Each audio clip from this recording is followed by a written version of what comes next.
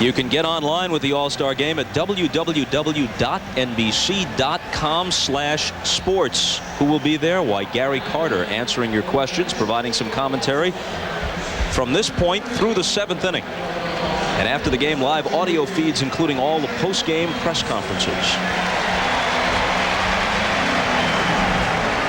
Mike Piazza at 363, a rather comfortable lead in the National League batting race. The Rockies' Eric Young is second at 345. Very rare for someone who is a catcher to have a batting average anything like this. The highest full season batting average for a full-time catcher is 357 by the Hall of Famer Mickey Cochran for the 1930 A's. At the halfway point, Piazza is ahead of that. 1-1. After his first few years in the major leagues, he has done more than any other catcher in the history of the game, and that includes the great players like Johnny Bench, Yogi Berra, all the great players. He has outdistanced them, all of them, his first couple of years in the game. Had a home run in last year's All-Star contest off Kenny Rogers. How many guys are fortunate enough to have Ted Williams come to your house when you're 12 years old?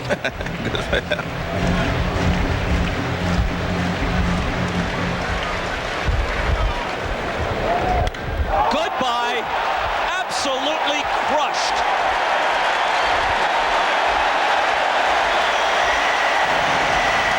Well, Ted, if you're watching, whatever you told 12-year-old Mike Piazza, he listened very carefully.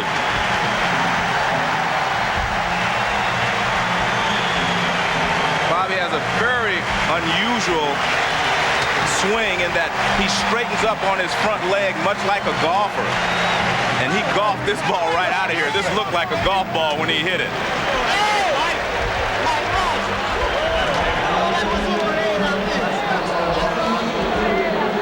I think the echo is still reverberating around the vet. Here's Bichette. Now watch his front leg. I mean, he straightens right up after he swings. Now just watch his front leg. This is very unusual. Right there, just powerful. And the instant he connected, you knew that one was not coming back. Again, just watch his front leg. This is where he generates all the torque right there. Just a beautiful swing. And it's 2-0 National League. Bichette rolls one slowly to Alomar, who throws him out.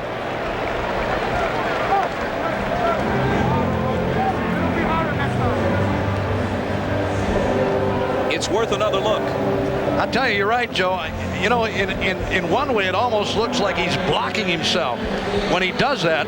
But boy, I'm telling you, that's Charles Nagy. We said I didn't throw a cheap one anyway. I'll tell you what, that would have won some of the home runs that were hit yesterday. That may have won something here. That was a tremendous shot. Barry Bonds won the home run hitting contest yesterday in a Bay Area bash-off with Mark McGwire of the A's. Chipper Jones, Alomar to his right, can't get it. And a one-out single. How about that ball McGwire hit yesterday, Bob, in that home run hitting contest? Tremendous blast by Mark McGwire to the upper deck here and left. Calculated at 460 feet. You're watching NBC 10. The 1996 All-Star Game is brought to you by Pringles. Biggio so to the fresh, plate, once hitting you an pop, even you 300. You can't stop.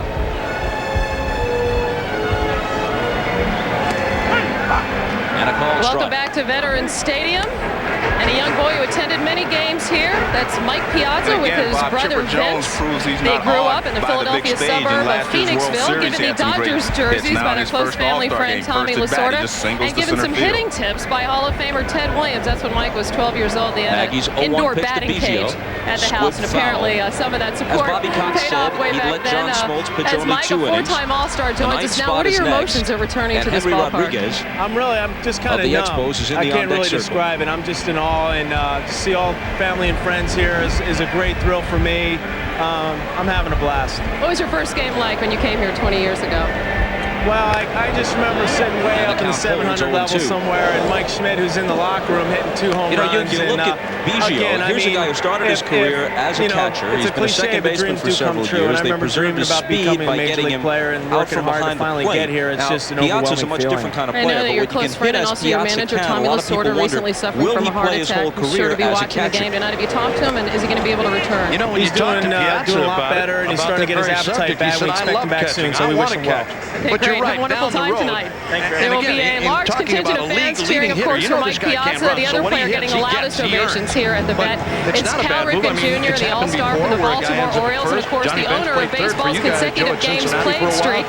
However, Cal suffering a scary moment just about an hour and a half ago. We're going to give you the details on that and speak with Cal when another we 0-2 return. pitch and another foul ball. Chuck Finley is up and throwing. He'll follow Nagy to the mound. The Angel left-hander.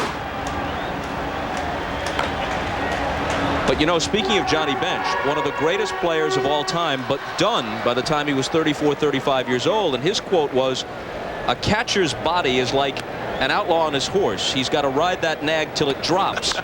But it dropped early for Johnny, as it can when you put on that equipment day in, day out. It's going to take a toll. Well, I think too with Bench and in playing in Cincinnati, and even here in Philadelphia. I mean, on this artificial surface, not only so much behind the plate, but running up and down. You're chasing runners every time a ground ball is hit. You're running to first behind the runner. You're always active. I think this stuff gets to you sooner or later. Here's a bouncing ball toward Boggs. He looks at second, but his better choice is first, and he guns him out to Vaughn. You know, I don't know if too many catchers, Joe, after years and years of squatting, your legs just tighten up. I mean, the upper portion of your legs tighten, the calves tighten, and I mean, you're a one-dimensional player for the most part. You're back there to catch and throw, and that's about it. But when you look at a guy like Ivan Rodriguez, who, as I said before, is an unbelievably fine catcher and a great thrower. He's got a great arm. I mean, whether this guy hits or not, you want him behind the plate. So Rodriguez, a late addition after Tony Gwynn was scratched. 279 with 25 home runs. This is really his first season as a regular at age 28. He'd never hit more than 8 home runs in a season for the Dodgers or Expos prior to this. Tremendously popular in Montreal. They shower the field with those O. Henry bars when he connects. Vaughn dives and can't get it. Chipper Jones being waved home by Jimmy Williams. There's the third National League run on a pinch hit RBI single from Henry Rodriguez. Well, Rodriguez credits his great season to weightlifting, and he just rips this ball by Mo Vaughn. Vaughn breaks a little late, but no chance to get it. As you can see, that ball is well past him when he dives. So good hitting there by Rodriguez to drive in the run.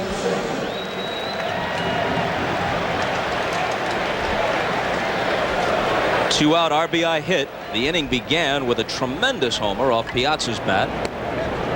Lance Johnson takes a ball. Unusual leadoff man. He has the speed that you hope for and plenty of it. The stolen bases, the triples, the high batting average at .322. He has only 15 walks, though. He's not up there to look. It's a surprise to me, Bob, whenever you say he takes ball one. I mean, Lance Johnson walks up there to hit. He hit the first pitch of the game that he saw tonight, and he leads the league in triples. He does everything with the bat. He does not walk. But somehow Nagy falls behind him 3-0. You know, there was another guy that was such a great leadoff hitter too, Joe, and Paul Molitor in his younger days. I mean, if you got a guy like that in the top spot, he's got a chance to give you an instant 1-0 lead too, because he had some power. We thought we saved the world. If you throw him a fastball to start him off, he'd jump on it. Dark skies. The real battle begins this September. Now he on looks NBC. at Jimmy Williams. He was taking all the way on 3-0. He obviously has the hit sign here. Welcome back. Time now for the player introductions Barry at the Larkin is on 67th deck. annual All-Star Game. Here's public address announcer Dan Baker. And the count runs out full. Can't believe that either. Ladies and gentlemen, let's meet the 1996 American League All-Star Team. Pitcher spots due first. The trainers. In the top of the third, they'll hit for From the Nagy, Kansas so this City is his Royals, last inning. Nick Swartz. There goes the runner on the 3-2 And pitch from with the 2 out, Oakland and he'll have to come Athletics, back. Larry Davis. So this was a reprise of Game 3 of the World Series when Nagy and Smoltz opposed each other. Mike Hargrove's Indians won that one in extra innings. Maybe the most exciting game of the series as they got back into it after losing the first two. Neither Nagy nor Smoltz involved in the decision that night. Alomar, a busy night so far. Flip to Vaughn. Johnson's gone, but two more for the National League. Also for the Cleveland Indians. After two, 3-0. And Dan Williams. And now the American League All-Stars. From the California Angels, pitcher Chuck Finley. And pitcher Troy Percival. From the Chicago White Sox, elected but unable to play due to injury, first baseman Frank Thomas. Pitcher Roberto Hernandez. From the Cleveland Indians, catcher Sandy Alomar. Pitcher Jose Mesa. From the Detroit Tigers, third baseman Travis Fryman. From the Kansas City Royals, pitcher Jeff Montgomery. From the Milwaukee Brewers, outfielder Greg Vaughn. From the Minnesota Twins, second baseman Chuck Knobloch. From the New York Yankees, pitcher John Wetland. Pitcher Andy Pettit. From the Oakland Athletics, first baseman Mark McGwire. From the Seattle Mariners, shortstop Alex Rodriguez. Catcher Dan Wilson. Infielder Edgar Martinez. And outfielder Jay Buhner. From the Texas Rangers, pitcher Roger Pavlik. From the Toronto Blue Jays, outfielder Joe Carter. And now, tonight's starting lineup for the American League. First, the manager of the American League from the Cleveland Indians, Mike Hargrove.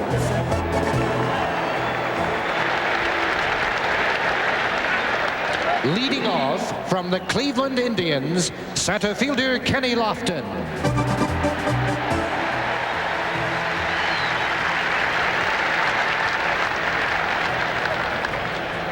Batting second from the New York Yankees, third baseman Wade Boggs.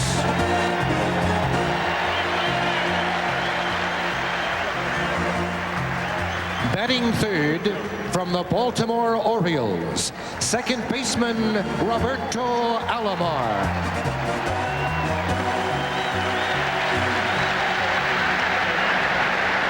Batting fourth from the Cleveland Indians, left fielder Albert Bell.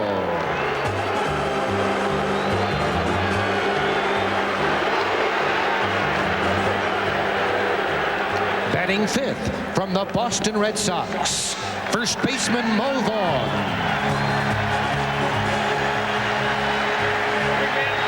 Batting sixth from the Texas Rangers, catcher Ivan Rodriguez. Batting seventh from the Baltimore Orioles, shortstop Cal Ripken Jr.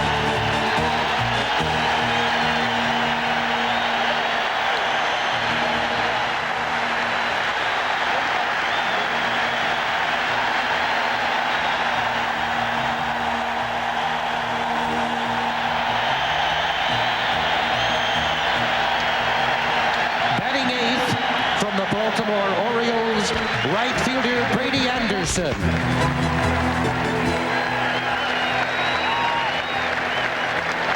Batting ninth from the Cleveland Indians, warming up in the bullpen, pitcher Charles Nagy. And now, the 1996 National League All-Stars.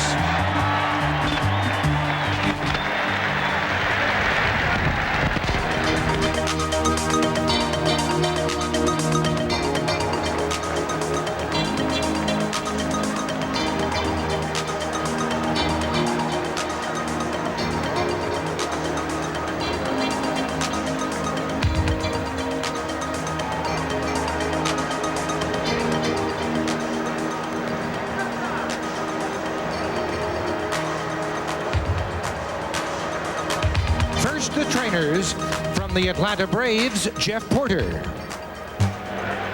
And from the Philadelphia Phillies, Jeff Cooper. The coaches from the Atlanta Braves, Jimmy Williams, Pat Corrales, and Ned Yost. From the Philadelphia Phillies, Jim Fregosi.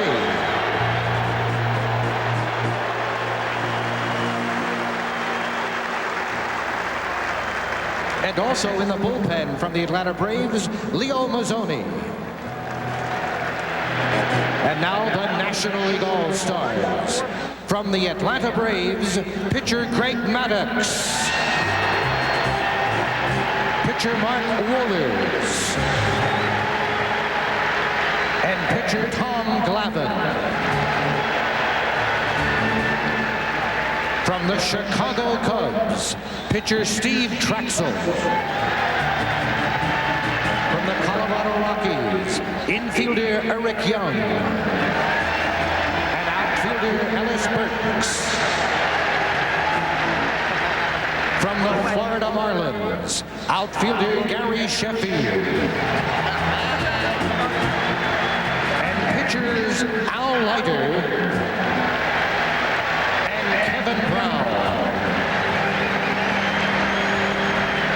From the Houston Astros, first baseman Jeff Bagwell.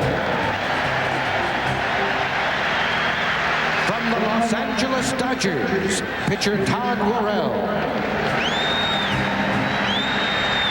From the Montreal Expos, shortstop Mark Grudzielanek. Outfielder Henry Rodriguez. And pitcher Pedro Martinez.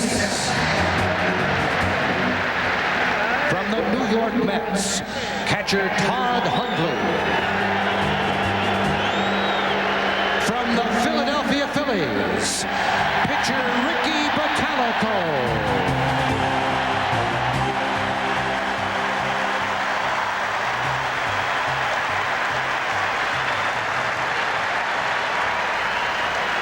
From the Pittsburgh Pirates, catcher Jason Kendall.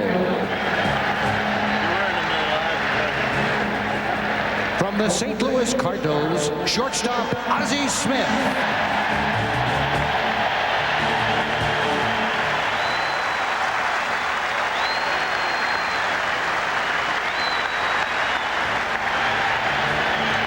From the San Diego Padres, elected but unable to play due to injury, outfielder Tony Gwynn.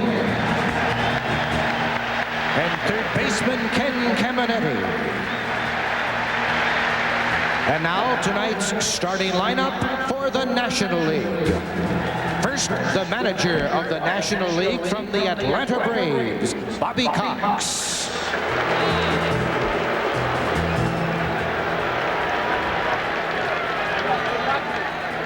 Leading off from the New York Mets, center fielder Lance Johnson.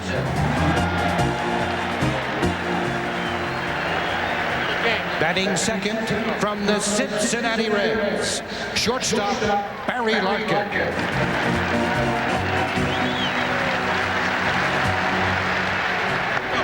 Batting third from the San Francisco Giants, left fielder Barry Bonds.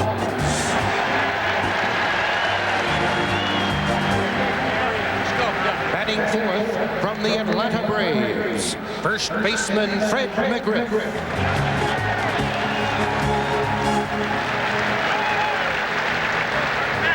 Batting fifth from the Los Angeles Dodgers, catcher Mike Piazza.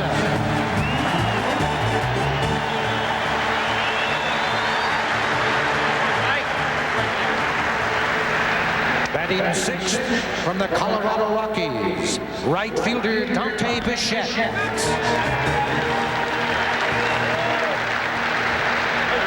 Batting seventh from the Atlanta Braves, third baseman Chipper Jones.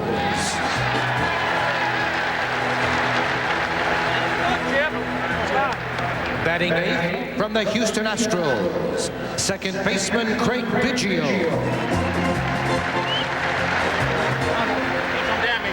Batting ninth from the Atlanta Braves, warming up in the bullpen, pitcher John Smoltz. Ladies and gentlemen, the 1996 Major League Baseball All-Stars.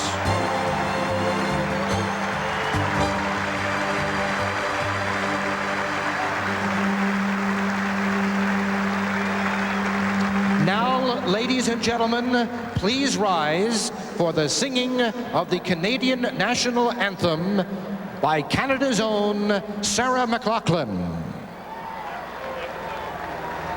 Oh, Canada, our home and native land, true patriot love in all our sons' command. With glowing hearts we see the true north, strong and free, from far and wide. Oh, Canada, we stand on guard for thee. God keep our land glorious and free.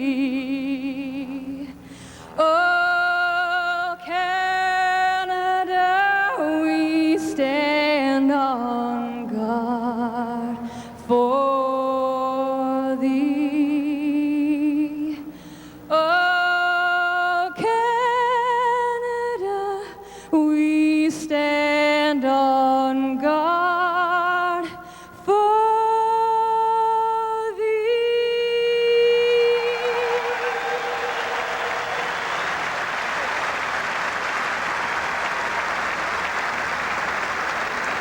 And now, to honor America, please join Kelsey Grammer as he sings our national anthem.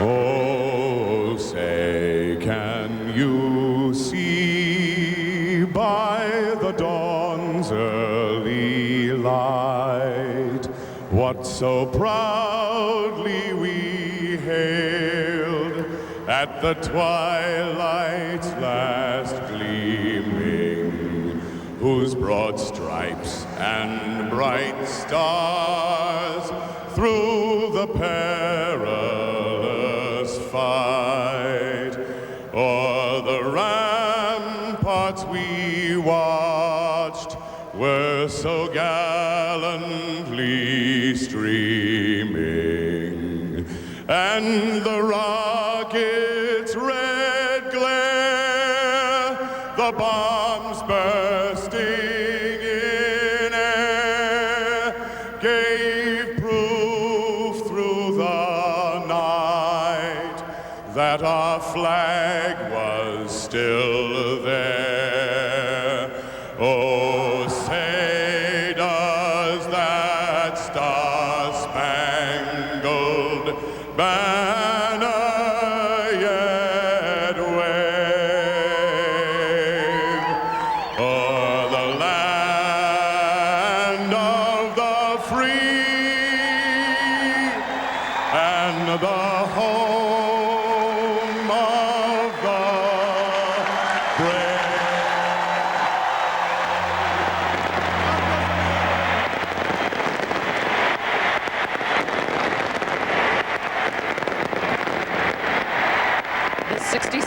annual All-Star Game is next. We'll rejoin Bob Costas along with Bob Uecker and Joe Morgan for the first pitch right after these messages from your local station.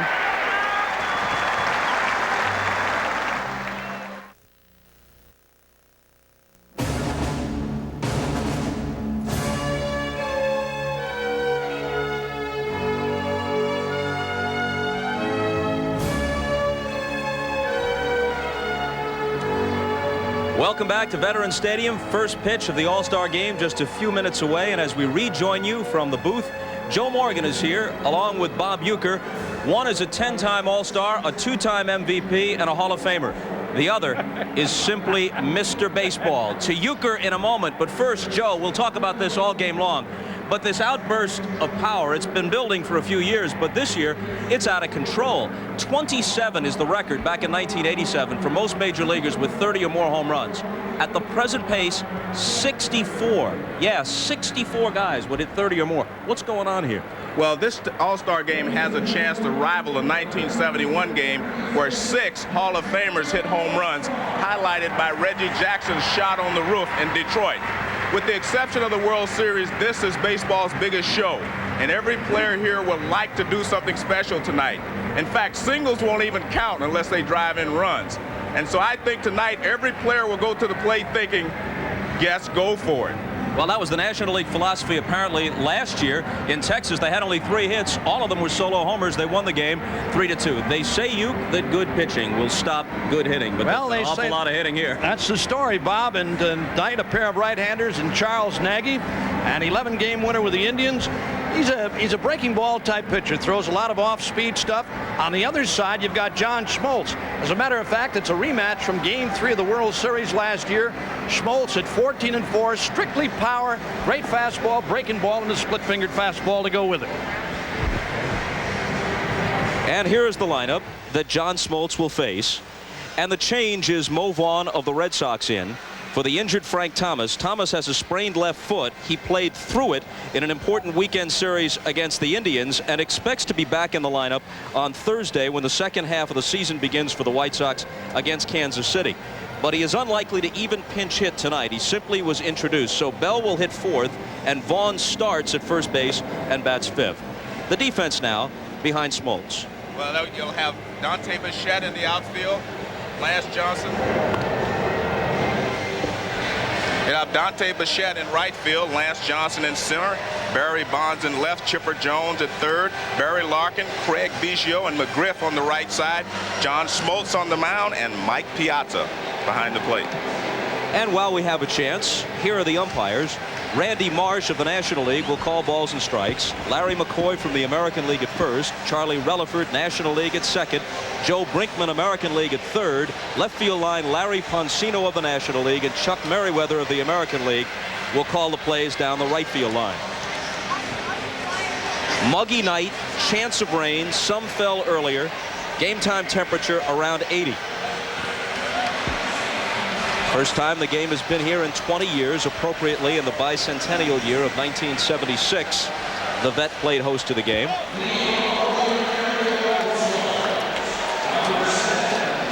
Lofton likely to lead the American League in steals for the 5th straight time. And he's 2 for 2 lifetime against Smoltz. Got 2 hits against him in Game 3 of the World Series. Flashbulbs popping all around the park. On Smoltz's first pitch, Chipper Jones in close at third. Lofton a threat to drop a bunt. And a called strike. Moments ago, the ceremonial first pitch. And I thought we were going to take a look at it here, but we'll wait until Lofton's at-bat is ended.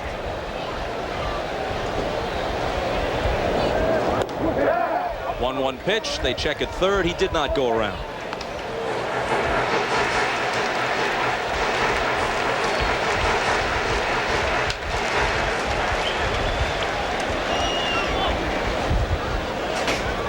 Outfield shades him slightly to left, and he hits it up the middle and through for a base hit. So Lofton with his 42 steals. He's more than aggressive. He's often daring. He's aboard to start the game. The ceremonial first pitch, 5 Philly Hall of Famers. Mike Schmidt, Robin Roberts, Richie Ashburn, Steve Carlton, and newly elected Jim Bunning And all the American and National League catchers came out to be on the receiving end.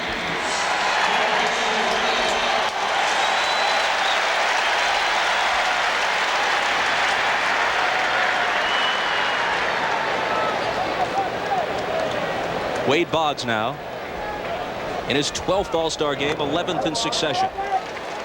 He doesn't swing and miss often, Joe. No, and this is a perfect situation for the American League. Lofton can steal a base, and he's very successful against Smoltz in the World Series, and Boggs, perfect #2 hitter. At age 38, Boggs hitting .331. Lofton not going, and a fastball high and away. Completely consistent, career .334 hitter, and within 3 points of that as he moves up on age 40. He needs a couple more productive seasons after this one to get 3,000 career hits.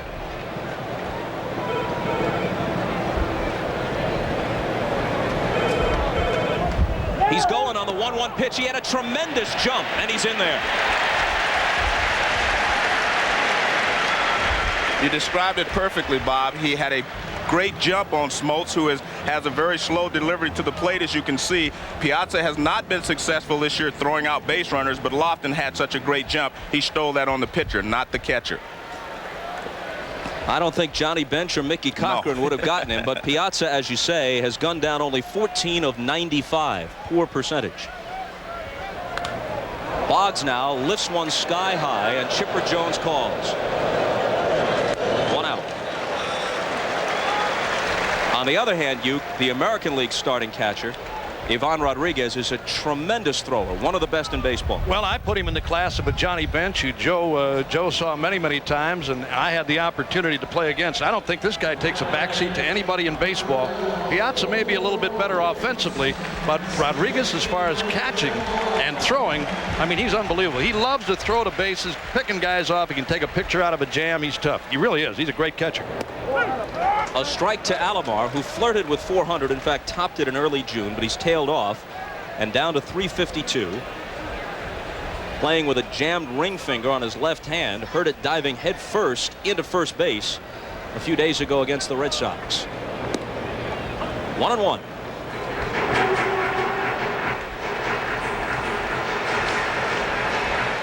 For Robbie, All-Star game number 7, 1 with the Padres, 5 in a row with the Blue Jays. This is first as an Oriole.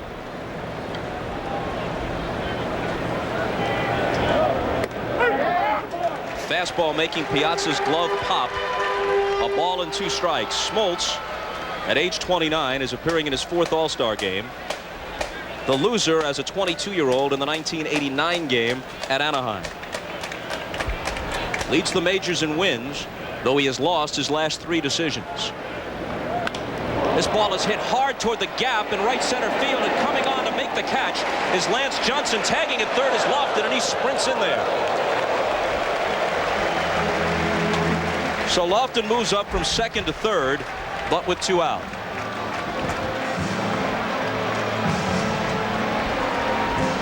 Here's that little charge by Lance Johnson.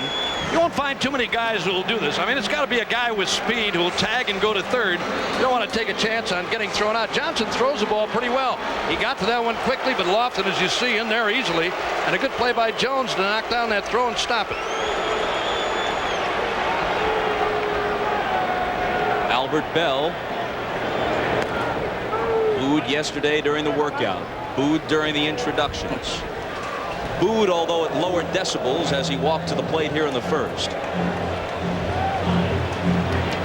You would think that a guy would get tired of being booed, Bob, and maybe do something about his image. I don't know if Albert thinks he has an image. Well, outside of Cleveland, he might be regarded as the man Will Rogers never met.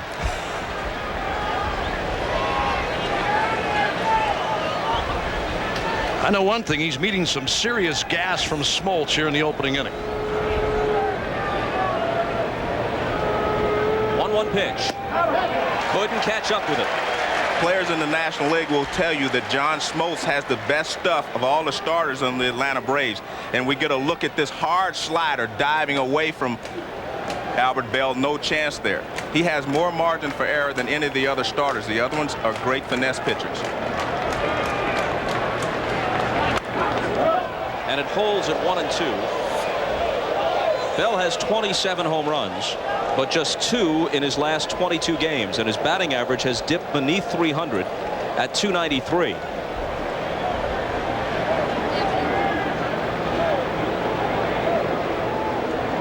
Lofton at third with 2 down in the top of the first, and another 1-2 pitch from Smoltz to Bell. Struck him out. Lofton opens with a single, steals a base, but Smoltz strands him after half an inning at the vet. No score. Concentrate. Just concentrate. Think up the middle. This one's going right over the front desk. Introducing soft foam autograph bat and ball sets from Pizza Hut, featuring some of your favorite Major League players like Ken Griffey Jr. Get one set for $5.99. I was safe. Out. Safe. Out. Junior, bedtime. We've got a game tomorrow. Do I have to? Oh, man. Pizza Hut. You'll love the stuff we're made of. He did it. The 1996 All-Star Game is brought to you by the Pepsi-Cola Company, who reminds you that nothing else is a Pepsi. By the year's first Oscar contender, Courage Under Fire, starring Denzel Washington and Meg Ryan, starts Friday. By Pizza Hut, where you can get autographed bat and ball sets delivered right to your door. And by Nissan, it's time to expect more from a car. The National League has won the last 2 All-Star games. They lead the series, which dates to 1933, 39-26, with a tie thrown in. And here's their lineup put together by manager Bobby Cox. Lance Johnson of the Mets moves into the starting lineup when Tony Gwynn had to beg off with an injury, followed by Larkin, Bonds, and McGriff. Piazza, the league's leading hitter, real rarity for a catcher. Bichette, Jones, Biggio, and Smoltz, who is, should he have to bat, a good hitting pitcher, as are most of the Braves starters. Lance Johnson leads the majors with 13 triples. Swings at the first pitch, slaps it to left. Bell comes on and can't get there. Skids to block it. Johnson speeds for second, daring play, and in there safely.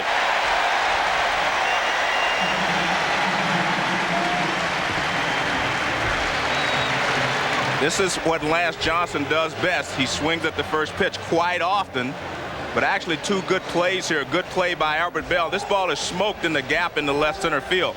Now this is actually a good play by Albert Bell just to keep the ball from going all the way to the wall. Now he gets up and throws to second. He actually makes it a close play, but just good hustle by Lance Johnson beats the throw. So good play by Albert, who's not known for his defense, but Lance Johnson is known for his hustle. Here's 8-time All-Star and reigning National League MVP Barry Larkin.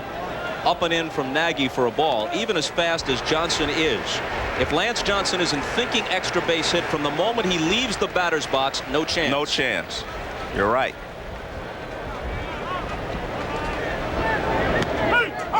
And a called strike from Nagy. You know, if that ball gets by Bell, too, Joe, it's run all day for Johnson. That might have been an inside the park home run.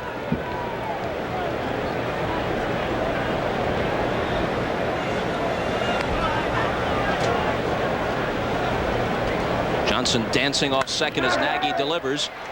Hit to the right side. The runner moves up as Alomar throws to Vaughn to retire Larkin. Larkin always does the little things. That's why he was the most valuable player in the league last year. He will give himself up, hit the ball to the right side as he did there to move Johnson over to third. Well, Albert Belluke is not exactly Gold Glove quality, but a good play here. No, I'll tell you what, a lot of credit goes to Albert Bell for the play right there. But you know one thing that people don't know about Albert Bell, he's got a great arm. I mean, this guy makes some good throws from time to time.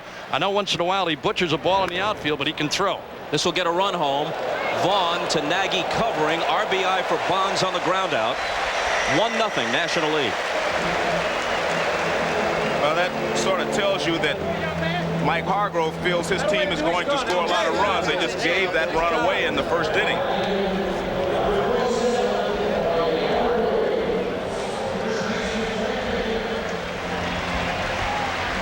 So Johnson doubles and comes around on a pair of advancing groundouts. And McGriff bats with the bases empty and 2 outs.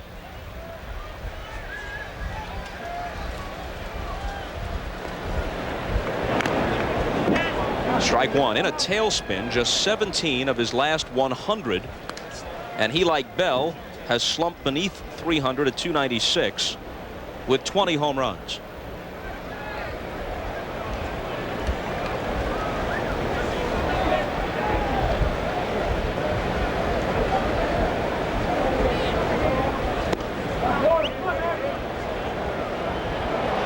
They checked at third, and Joe Brinkman said yes, he committed, so it's 0-2 to McGriff.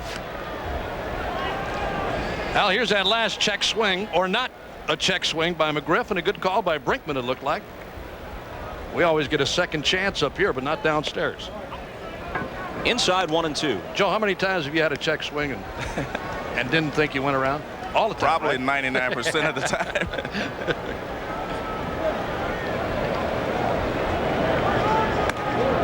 Didn't miss by much. Nagy making his second All-Star appearance. Pitched for the American League in the '92 game at San Diego. 11-2 for the year. Fastball up and in, and after being ahead 0-2, now the count is full. Nagy's ERA is 3.53. That might seem unspectacular, but in this year of increased offense, especially in the DH American League, it's the second best ERA for a starter behind Juan Guzman of the Blue Jays. Struck him out. A run comes home, and after one, the National League leads it 1-0.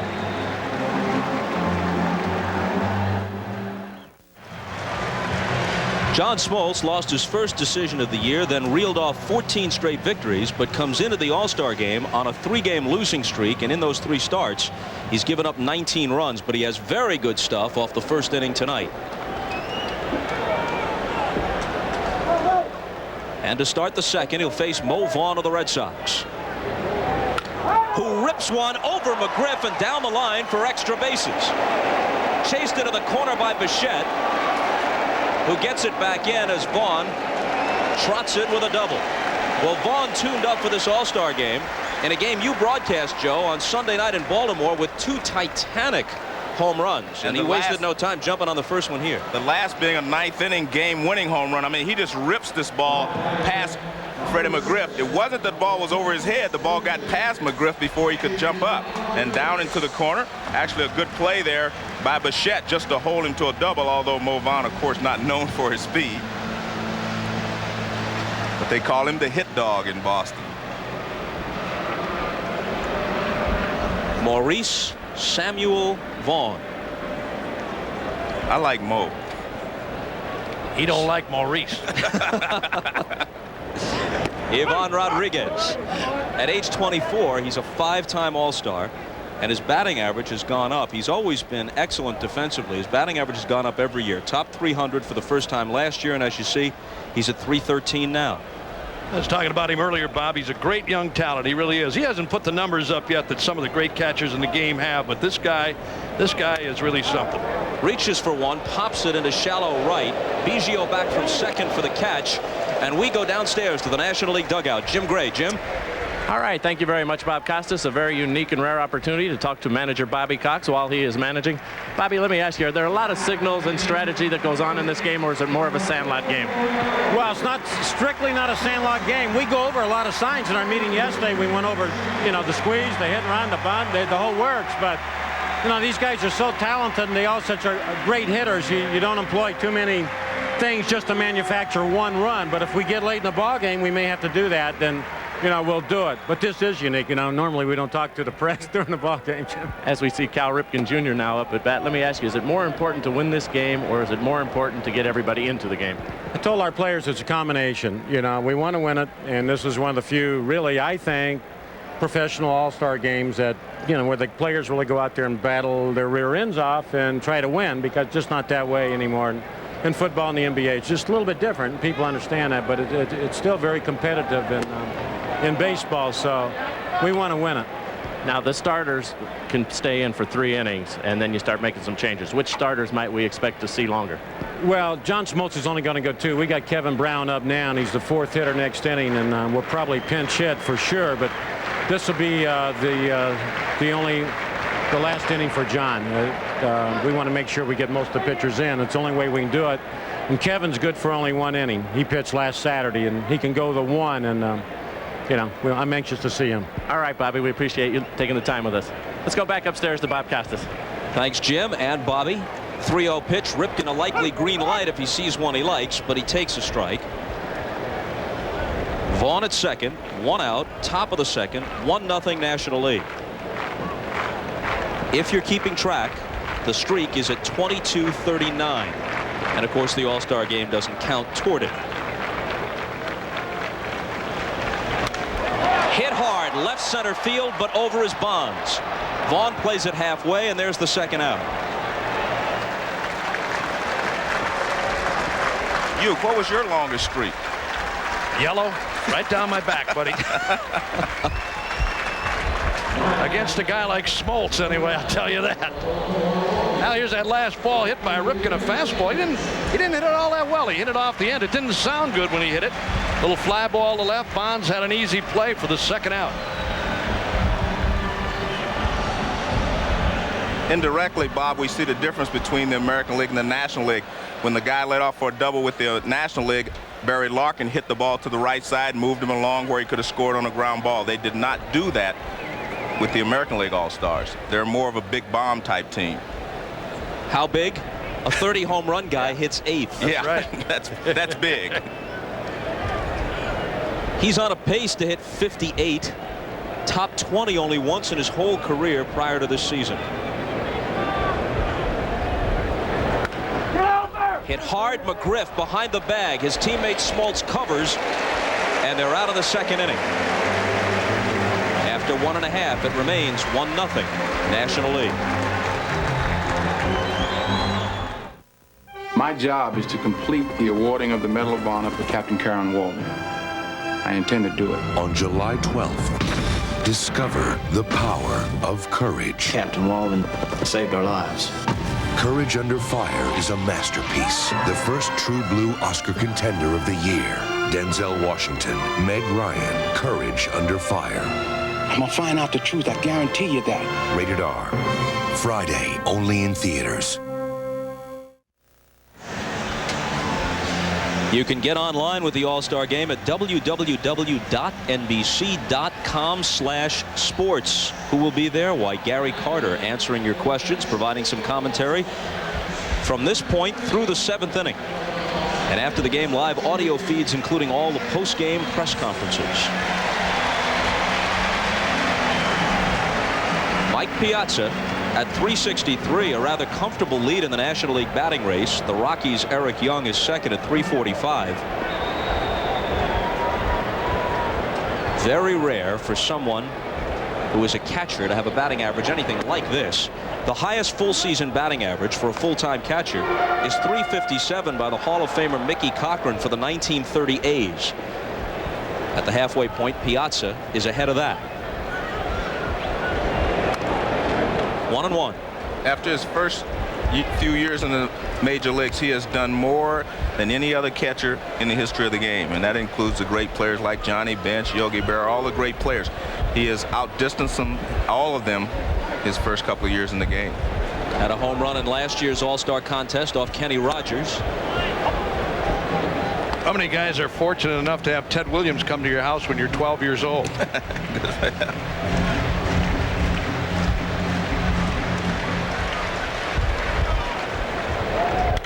Goodbye. Absolutely crushed.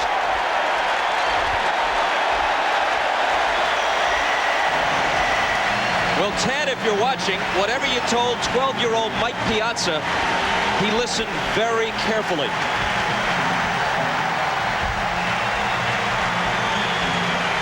Bobby has a very unusual swing in that he straightens up on his front leg much like a golfer. And he golfed this ball right out of here. This looked like a golf ball when he hit it.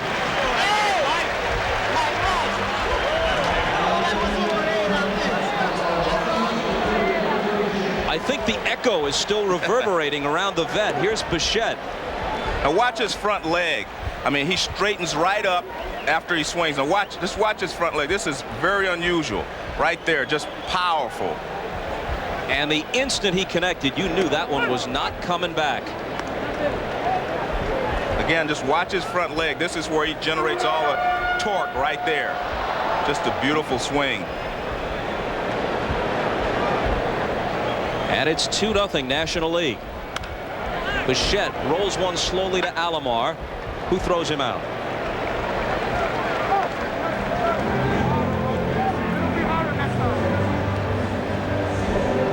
It's worth another look. I tell you, you're right, Joe. You know, in one way, it almost looks like he's blocking himself when he does that. But boy, I'm telling you, that's Charles Nagy. We said I didn't throw a cheap one anyway.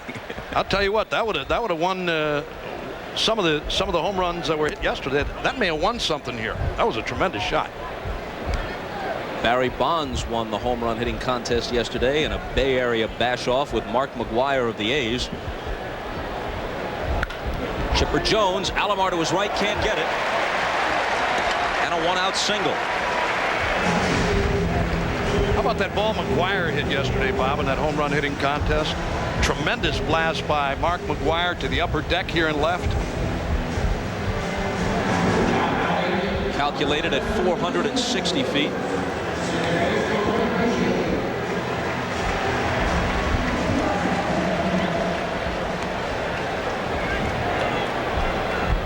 Biggio to the plate, hitting an even 300.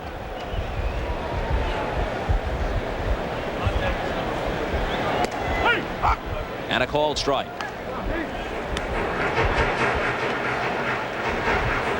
And again, Bob, Chipper Jones proves he's not awed by the big stage. In last year's World Series, he had some great hits. Now in his first All-Star game, first at bat, he just singles to center field.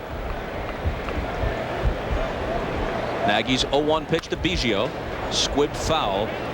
As Bobby Cox said, he'd let John Smoltz pitch only 2 innings. The 9th spot is next, and Henry Rodriguez of the Expos is in the on-deck circle.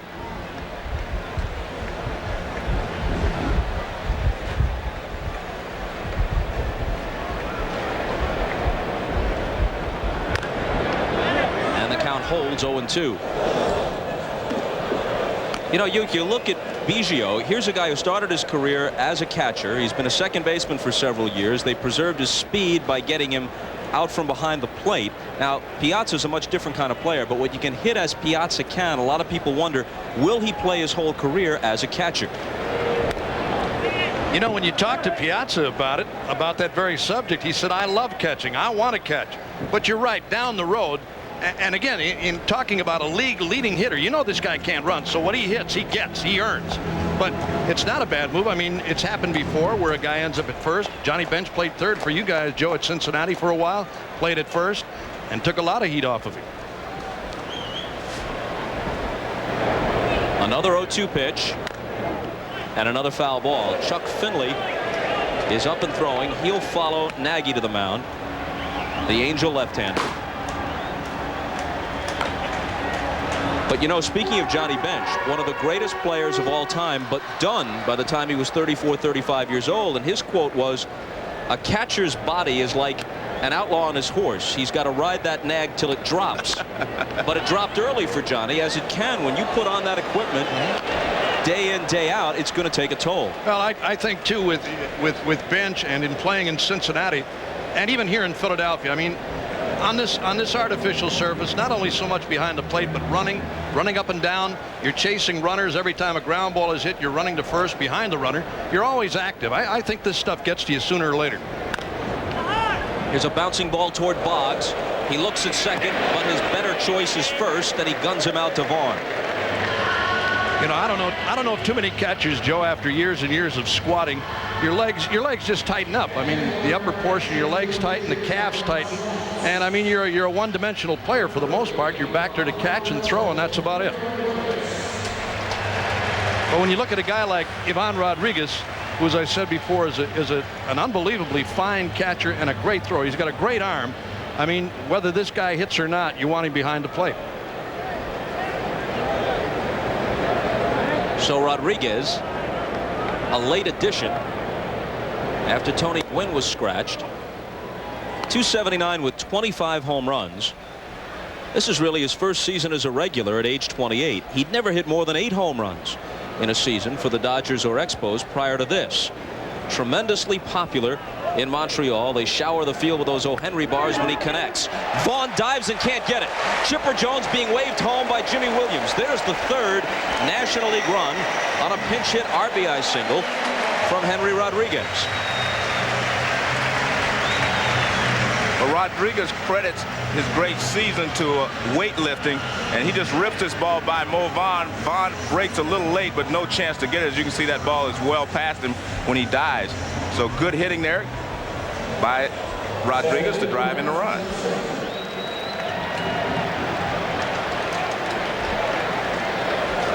Two-out RBI hit. The inning began with a tremendous homer off Piazza's bat. Lance Johnson takes a ball. Unusual leadoff man. He has the speed that you hope for and plenty of it. The stolen bases, the triples, the high batting average at .322. He has only 15 walks, though. He's not up there to look. It's a surprise to me, Bob, whenever you say he takes ball one. I mean, Lance Johnson walks up there to hit. He hit the first pitch of the game that he saw tonight, and he leads the league in triples. He does everything with the bat. He does not walk. But somehow Nagy falls behind him 3-0. You know, there was another guy that was such a great leadoff hitter too, Joe, and Paul Molitor in his younger days. I mean, if you got a guy like that in the top spot, he's got a chance to give you an instant 1-0 lead too, because he had some power. If you throw him a fastball to start him off, he'd jump on it. Now he looks at Jimmy Williams. He was taking all the way on 3-0. He obviously has the hit sign here. Barry Larkin is on deck. And the count runs out full. Can't believe that either.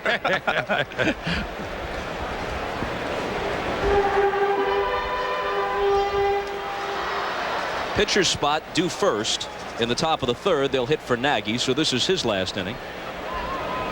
There goes the runner on the 3-2 pitch with 2 out, and he'll have to come back. So this was a reprise of Game 3 of the World Series when Nagy and Smoltz opposed each other. Mike Hargrove's Indians won that one in extra innings. Maybe the most exciting game of the series as they got back into it after losing the first 2. Neither Nagy nor Smoltz involved in the decision that night. Alomar, a busy night so far. Flip to Vaughn. Johnson's gone, but 2 more for the National League. After 2, 3-0.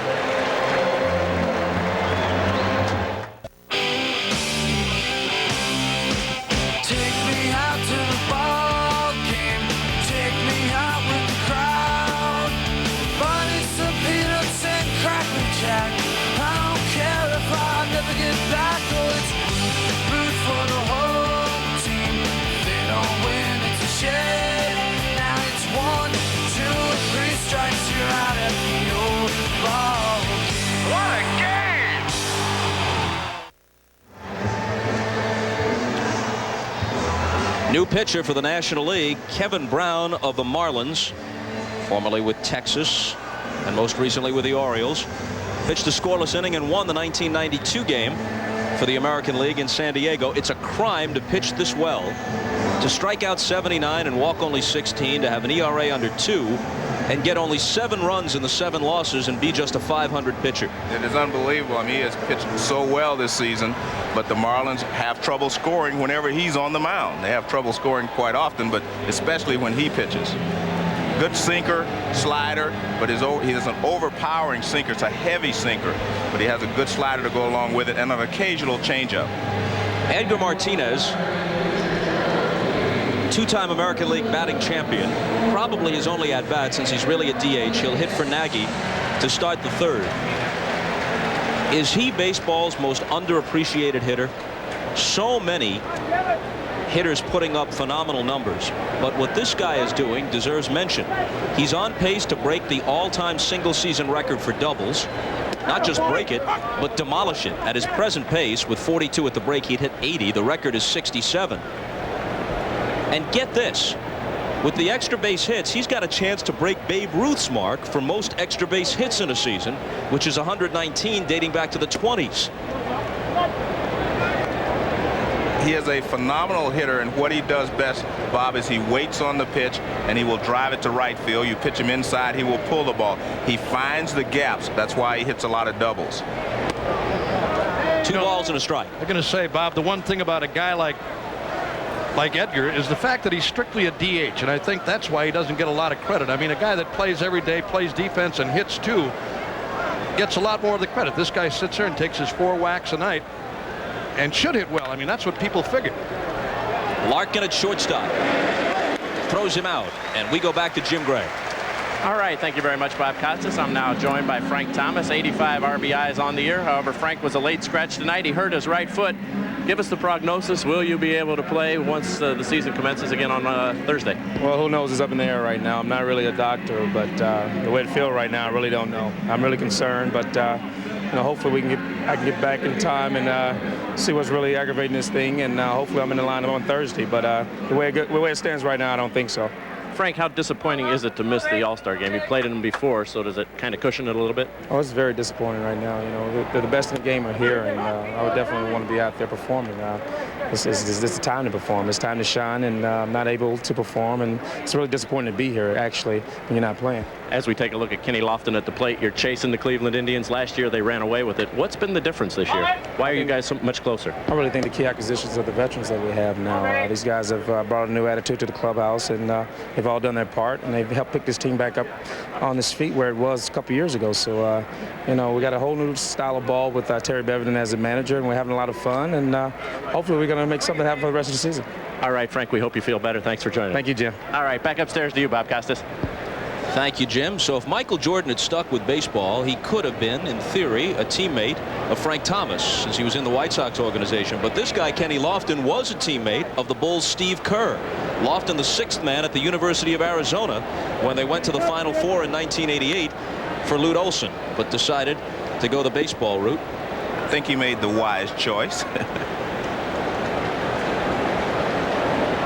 Singled and stole a base his first time up. And the count holds at 2-2. We're in the top half of the 3rd. The National League leads it 3-0. Here's a guy, in difference to what we see in a Lance Johnson. Here's a guy who'll go up there and take a walk from you to reach and get on. He's got a little power. He's got 6 home runs. He'll pop one every once in a while. Oh, I love this guy's game, Uke. 3-time Gold Glove winner. Tremendous arm. You look at him and he's kind of a wiry guy. You wouldn't think he throws as well as he does. And when you consider that he's got to cover a lot of ground at Jacobs Field with Ramirez on one side of him and Bell on the other, he's just a tremendous player. He really is, and one of those guys that's a great leaper. You talked about his basketball ability. The other day he almost made another unbelievable catch going way over the wall in Cleveland, up on top of that center field wall. The 3-2 pitch. Fouled it back. Here's something speed does for you, Joe. Even with a good pitcher like Brown, who's got the great sinker and the good wicked slider, if you're Kenny Lofton, given your speed and you're sitting 3-2, you can afford to think fastball. Exactly, because he cannot afford to walk you here in this situation, because he knows a walk is like a double.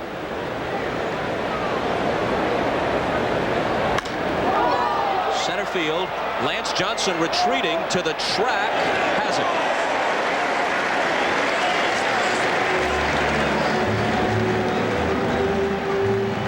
And with this shot, we tell you, Anheuser-Busch's aerial ambassador joins us tonight, the Bud 1 airship, providing the beauty shots, as we call them, at Veterans Stadium.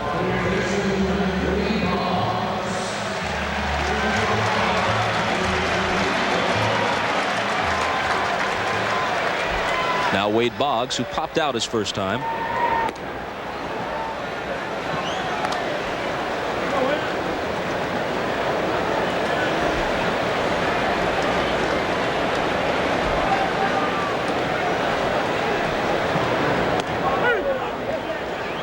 The last time there was a power explosion comparable to this in baseball back in 1987, Boggs changed his style a bit and hit 24 home runs. But this year that hasn't happened. He has only 2. And that's what he usually is looking to do. Slicing this one foul, though, but to take that pitch to the opposite field with that inside-out swing. You're right. That's his style. But he made a point in '87 to show people that he could hit with power if he wanted to. Now watch how level his bat stays through the hitting zone. See that? That's a beautiful level swing. No uppercut there. Lays off the high fastball, 2-2. You know, you're almost doing this guy a favor every time you throw him away. You really do him a favor. I mean, he's going to go the other way on you. And as Joe said, every once in a while, I mean, if he gets something inside off speed, he'll try to hook you. Chopper Larkin has time and has Boggs. Brown comes in, works a 1-2-3-3. Still 3-0 National League.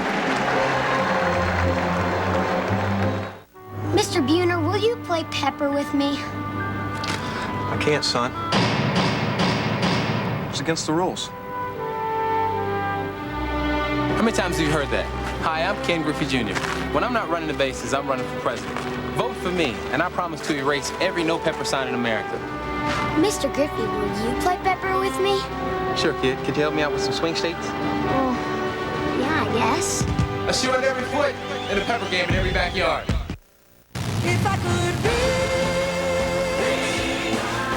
His struggles with asthma might have sidelined the average swimmer, which sets Tom Dolan apart from the rest. The favorite in the 400 individual medley, one of the 3 grueling events he's determined to conquer. His dreams take him to the Olympics on NBC. We have a mic on Bobby Cox, and we'll listen to his reaction as Wade Boggs slices this one foul on a pitch from Kevin Brown. Damn, Boggsy can't get around a fastball or a changeup. Said in jest, of course. Of course. Too bad Boggs doesn't have an earpiece. Larkin takes a strike from the new American League pitcher Chuck Finley, the 33-year-old Angel veteran who's 9-7. Big curveball, and his out pitch the forkball. Because of the forkball, he leads the American League with 11 wild pitches. He's got that baby diving into the dirt. Forkball or the splitter. I mean, if it gets away from you and it's one of those bouncers 2 feet in front of the plate, I mean, it eats you up. You know, when you look at the California Angels this year and where they are in the standings here at the break, disappointment to a lot of people. Bounced up the middle, and it's through. A leadoff hit for Larkin. When you look at Finley, one of the game's better pitchers, a 9-7 record and an ERA of almost 5, 4.95. If you haven't been following the game all season long, you might say, what's going on? The overall league ERA in the American League is 5.10. If that holds, it's the highest league ERA in either league in this century. That's how much offense there is all around baseball, especially in the American League, with more small ballparks and, of course, the DH. And a different approach, less emphasis on speed, more on power. That's the surprising thing about hitting today, Bob. Not only the long ball, everybody's talking about the long ball, the amount of home runs that are being hit. How about the batting averages of not only the big guys, the power hitters, but everybody? You're looking at guys hitting 35 and 40 home runs, hitting 340, 350. That's the thing. I mean, it's pitching overall. I mean, every once in a while, once out of maybe every 3-4 days, you're going to see somebody who you're going to have a tough time against. But those other 3 days, as Joe well knows, those are the guys you got to get well against. 2-0 pitch to Bonds, and Vaughn can't get this. He deflects it a bit. Larkin speeds around second, and they'll have runners at the corners on a pair of singles with nobody out to open the third. So the onslaught continues for the National League, already leading at 3-0. And Bob, in all 3 innings, the leadoff hitter has gotten on base for the National League. Now this is Barry Bonds at his best and Barry Larkin at his best. Base hit to right field off the glove of Mo Vaughn. Now Barry Larkin, a lot of guys would not be able to go to third on this, but he makes up his mind right there. He said, I'm going to third base, takes one look, and he's on his way to third base. And this is what the National League does best, first and third on base hits. Finley to McGriff, and there's a strike. Talking about all those numbers, those offensive numbers, you taking nothing away from the many great hitters in the game today. Something is out of whack. The game has been wrenched from its context. The circumstances in baseball today, and that's high, are making average hitters good, good hitters great, and great hitters historic. Well, Bob, you have to remember, every time you hit a long fly ball, if it hits off the wall and doesn't go out of the ballpark, it's still a base hit, whereas in the past, those fly balls were caught, they were outs. So anything you hit now long becomes a base hit as well as extra bases. So it helps your batting average. 2-1 to McGriff. Piazza on deck. I think it's still the fact that out of a 4-game series, maybe a 3-game series, you may see one guy, and depending on the staff, 2 guys maybe, but that third guy that you see on that 3rd day or 4th day, those are the guys that the good hitters really get well against. McGriff chases one outside the strike zone. It's 2-2, unless, of course, you're facing Freddie's team, the Braves, so deep. Well, that's what I'm saying, Bob. You know, there are those clubs that do have staffs that are pretty decent, and not to take a rip at any pitcher, but either you're a good starter, a very good starter, or you're one of those guys that's a mediocre starter. You know, you're going to be a 500 pitcher, and there's a lot of those around. The runner breaks from first, and McGriff grounds it foul at the plate. So Bonds has to come back. Doesn't necessarily make you a bad pitcher either. You have some pitchers, Joe, on some clubs that, you know, if a club is not a great hitting club, you're going to suffer as a pitcher. And here's an example in Findlay that we talked about, a guy who's not having that great a year, but look at the offensive numbers from the whole California ball club. They're down. McGriff struck out his first time. Findlay a quick throw to first, and Bonds back.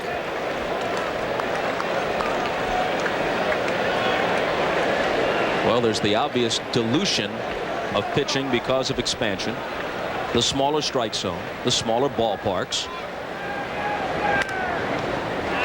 the batters beefing up with the weight training and swinging thin-handled bats with the tops cupped out, so the amount of energy through the hitting zone that these big strong guys can generate with these lighter bats, with all of the mass of the bat pretty much concentrated in the sweet part of the stick, those are all factors.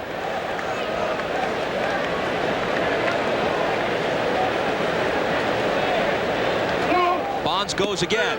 Called strike 3. Throw from Rodriguez. He got him. He has thrown out almost half of those who have tried to steal against him, and this was the best possible scenario for the American League. McGriff fans for the 2nd time. Bonds is cut down, and Larkin holds 3rd. Not a good play, in my opinion, for Barry to try to steal with Rodriguez behind the plate and the left-hander on the mound, because what you do is you take your team out of a possibility of a big inning. Even if McGriff was to strike out, you would still have Piazza up there hitting now with 1 down and runners at 1st and 3rd rather than 2 down and a runner at 3rd. This is a tough pitch to throw on, but you see why Rodriguez is one of the best throwers in baseball. Gets rid of the ball very quickly, even on a pitch low and in to the left-hander. I tell you, he's got a great arm. He really does. I mean, he loves to throw. A ball to Piazza. You know, we kid you a lot, Uke, but one thing you could really do was throw. You were a fine throwing catcher, and I know you like to watch Rodriguez. I really do, and I was going to say to Joe, who played with Bench so many years, who was a great thrower too, how many times you see a catcher take you out of a jam? Actually, as a catcher, you hope guys run. Here's another RBI for Piazza. This one gets in the gap and scoots to the wall. Larkin comes across. A double to go with the homer. 4-0 National League. And no one hits the ball harder than Mike Piazza. I remember the first time Tommy Lasorda brought him, he came to the big leagues, he told me one day, he said, Joe, this guy hits the ball harder than anybody on the ball club. And you see here, this is a routine single for a lot of hitters. But again, look how he just straightens up on that front leg, and it hits the ball so hard, it goes right through to the outfield wall. This is a normal single, but he hits it so hard that even Kenny Lofton cannot cut it off.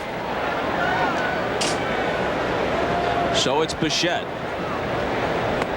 Not the same hitter away from Coors Field. He is the poster boy for that ballpark. He's hitting over 400 at home, 263 on the road, 12 of his 17 homers at Coors Field, where the Rockies average better than 8 runs a game, and on the road less than 4 runs a game. Here's a pretty good reason, if we could show this again, a pretty good reason why catchers today wear a helmet. Watch this and listen. I heard it. Watch the backswing. Pow! Ooh, I'm telling you, he got hit good. Now you're wearing a soft cap, that may put you down, I guarantee you. Although I didn't mind that once in a while. I got to be honest with you. Has him out in front again. 1-2. Let's watch it one more time. And this pop on the top of the helmet. Listen to this.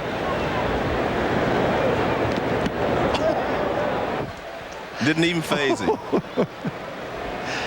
You got to be a dog to be a catcher. Well, they don't call them the tools of ignorance for nothing.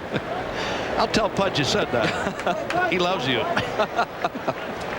But you know, the pay for all that misery is so much better than it was in your day. Oh yeah, you're right. But I mean, we were dumb back then. We didn't want to wear helmets. I mean, how dumb were we? Didn't want to wear the extension on the mask, you know, that down below to cover your chin and protect you down there. Here's a guy, Rodriguez, too, one of the few guys that wears that protective pad over the right shoulder. There you see him. He's right in there. Bench 10 times. What a player. Bob Boone, who's here tonight as a coach. Full count to Bichette. Well, we've seen each catcher at his best. Rodriguez is a fine hitter, but defense is really his strong point. He throws bonds out trying to steal. Piazza, a great hitting catcher, launches a tremendous home run and then doubles home run with a shot into the right center field gap. The 3-2 pitch struck him out. But the National Leaguers have scored in every inning. They lead 4-0. Back after this from your local station. You're watching NBC 10. Darkness has descended upon Philadelphia, and dark days as well for the Phillies. The last time they hosted the All-Star game back in '76, they were at the beginning of a run of 3 straight NL East championships and 4 in 5 years, capped by the World Championship in 1980. Had several players on the All-Star team. This year, with injuries, they're struggling. And Ricky Bottalico, the reliever, is their only representative. Perennial All-Stars like Dykstra and Dalton not only out for the year, but with their careers in jeopardy. The new pitcher is a familiar one, World Series hero Tom Glavine. And new first baseman, too. Alomar, the switch hitter, bats right-handed against Glavine. Bagwell of the Astros replaces McGriff of the Braves at first base, and Freddie's troubles continue. 2 strikeouts tonight.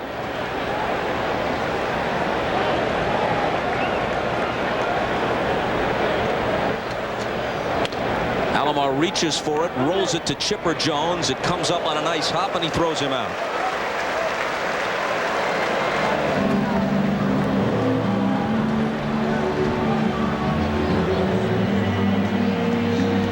Alomar continues to struggle, Bob. His average has dropped from 410, a high of 410, down into the 350s. But I guess that's happiness to be able to go over and still be hitting 350.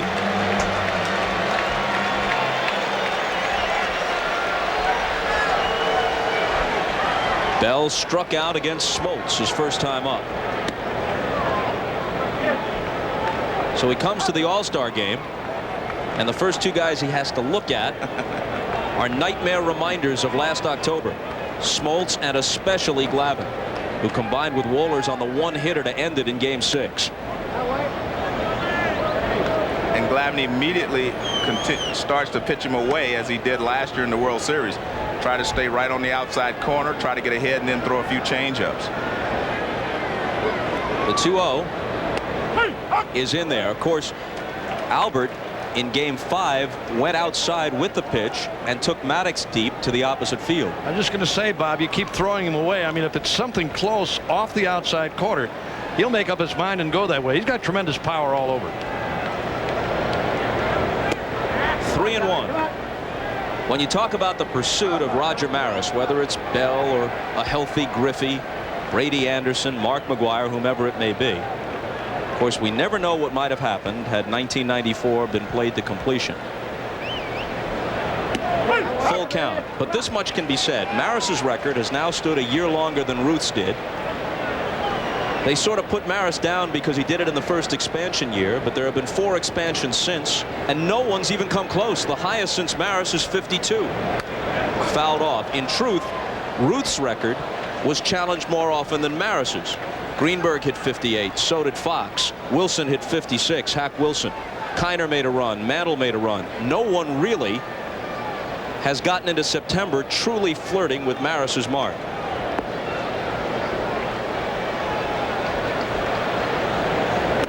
Struck him out, so Albert has gone down twice. And that delights fans everywhere outside Cleveland, it seems. Now here it is, a last fastball from Glavine to Bell that finished him up. And I'm surprised. He took a couple of fastballs. Not so much the 3-0 pitch, but he took a 3-1 fastball. And then here's Glavine again around the outside corner with a little Taylor and strikes him out. Mo Vaughn had a ringing double into the right field corner his first time up against Smoltz.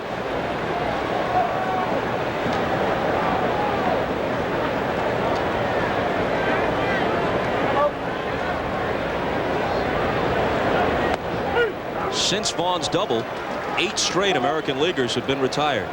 You know, you almost look at a guy like Glavine here, Joe, and he says to you as a hitter, until you show me you can hit it, I'm going to keep throwing it to you. Yeah, but he changes speeds. One fastball's 89, next one's 85. And all 3 of these pitches have been fastballs to Vaughn, as we see Ricky Bottalico warming up in the bullpen, but they've all been 3 different speeds. 2 out, nobody on, 1-2 pitch. And it holds there. It's hard to imagine a better pitched game under pressure than the one Glavine turned in Game 6 of the World Series. They had been up 3-1. The Indians had an emotional victory at home to send it back to Atlanta. The Game 7 matchup would have been Nagy against Smoltz, and the Smoltz of last year was not the Smoltz of this half season. Biggio to Bagwell. A couple of Astros combined to take care of Vaughn, and it's another quick inning for the American League. They came with a message. What is it you want us to do? Die. Now, it's our turn to send one back.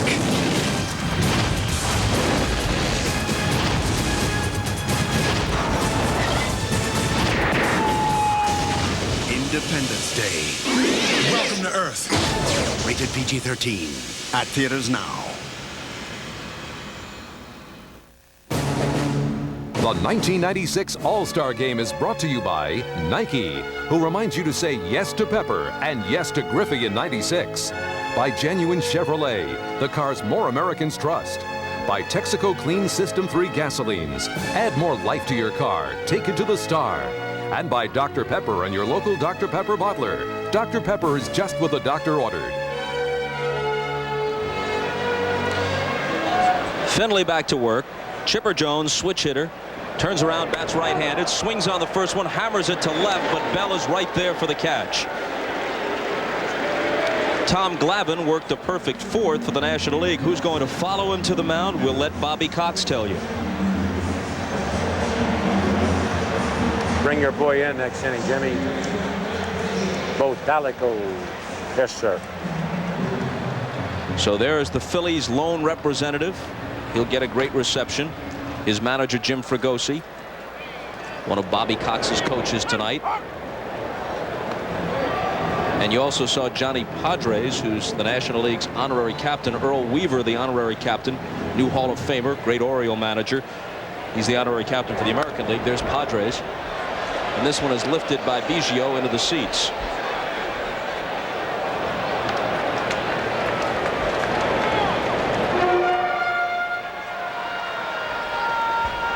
When they brought Bagwell into the game, along with Glavine, they hit Bagwell 9th, so he's next. And Glavine is in the 4th slot, vacated by McGriff. Still 0-2.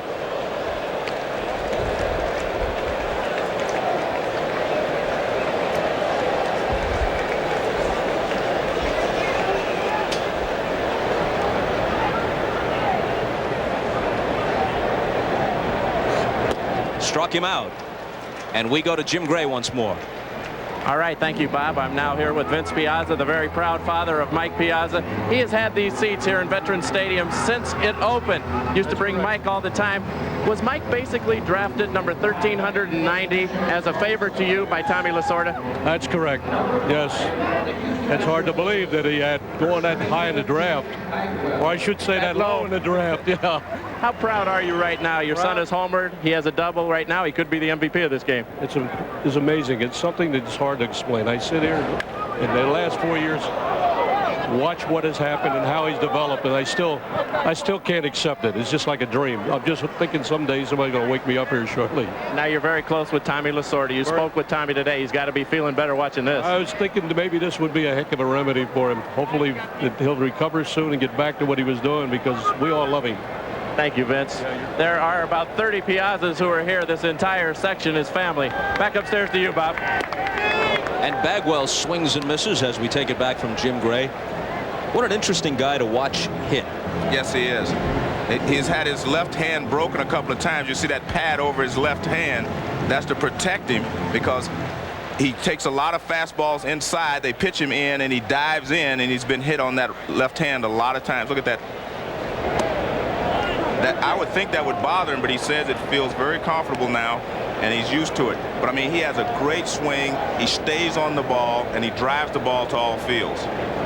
Stance slightly open, very wide spread, uppercut swing. He does all those things, Bob, but he still hits very well, and he's a good RBI man. Watch his front foot on this next pitch. He actually brings it back. Most people stride forward. He strides backwards to get his body going, to get his bat started.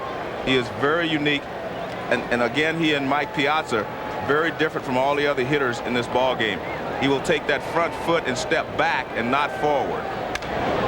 And he fouls another Finley offering away. He is always, for the last 3 years, among the league leaders in 7 or 8 categories. And this despite hitting in the Astrodome, which is a little more hitter-friendly than it used to be, but it's certainly no Coors Field. Right, you're right. There's what you were talking about right there, Joe. You see that front foot fly back. He's the only guy that I know that does that. Well, Finley records a couple of strikeouts in the 4th. And this is the first inning in which the National League has been blank. They lead it 4-0.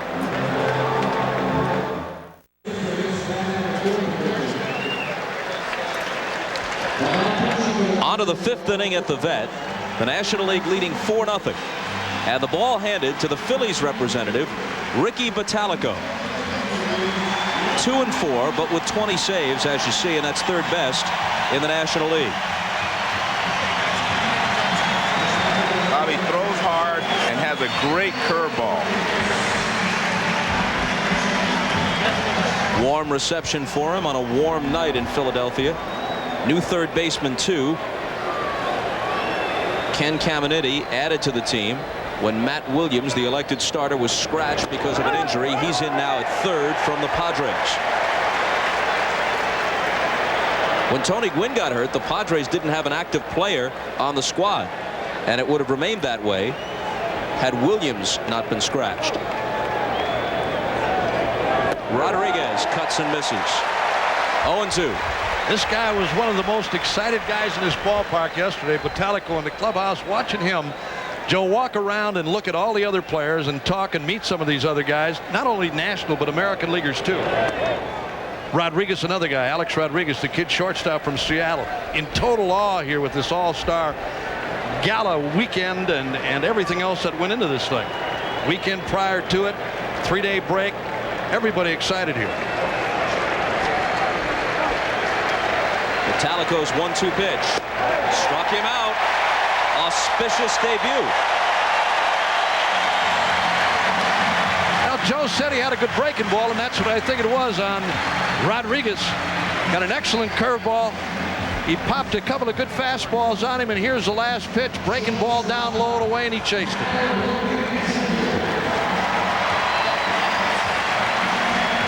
You can see the very tight spin on that breaking ball. That makes it very tough for the hitter to pick it out. So now Ripken, who lined to left his first time up. You know, it seems odd to say of Ripken, who represents reliability and consistency, but as a hitter, he's very streaky. Yes. He had a great June, but he goes through protracted slumps and then turns it up. But I feel like, Bob, that no matter what you say about it, the streak doesn't affect him. As a middle infielder, if you play as many games as he does, there are going to be spells where you're down mentally, and then you get back up. Then you're down physically, and then you get back up. Doesn't catch up with a 2-0 pitch. He made a dramatic change in his hitting style too, Bob. I mean, he used to have that bat way up on top. Now you see where it is. It's almost resting on his shoulder. He's dropped his hands. Anything upstairs, I mean, he's going to have to bring it back up and then start that way. But he used to carry that bat way up on top. 2-2. And there you see another example of not being able to pick up the spin on Bottalico's ball. This looked like another fastball, and it just breaks sharply down and away, and you see Ripken cannot hold up. And Bottalico just, look at that. That's tighter spin than the one he struck Rodriguez out with. Misses with that one, full count to Ripken. The two-time American League MVP, the 1991 All-Star MVP when the game was played in Toronto.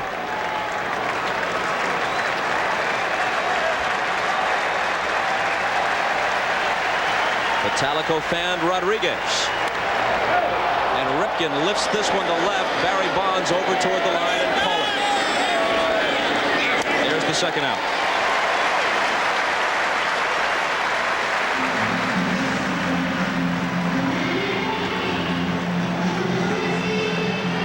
As Brady Anderson steps in with the 30 home runs, to finish up a thought from earlier, Joe, all the factors cited for the explosion in offense, but one that I think is overlooked is this. You've gone from 4-man to 5-man rotations.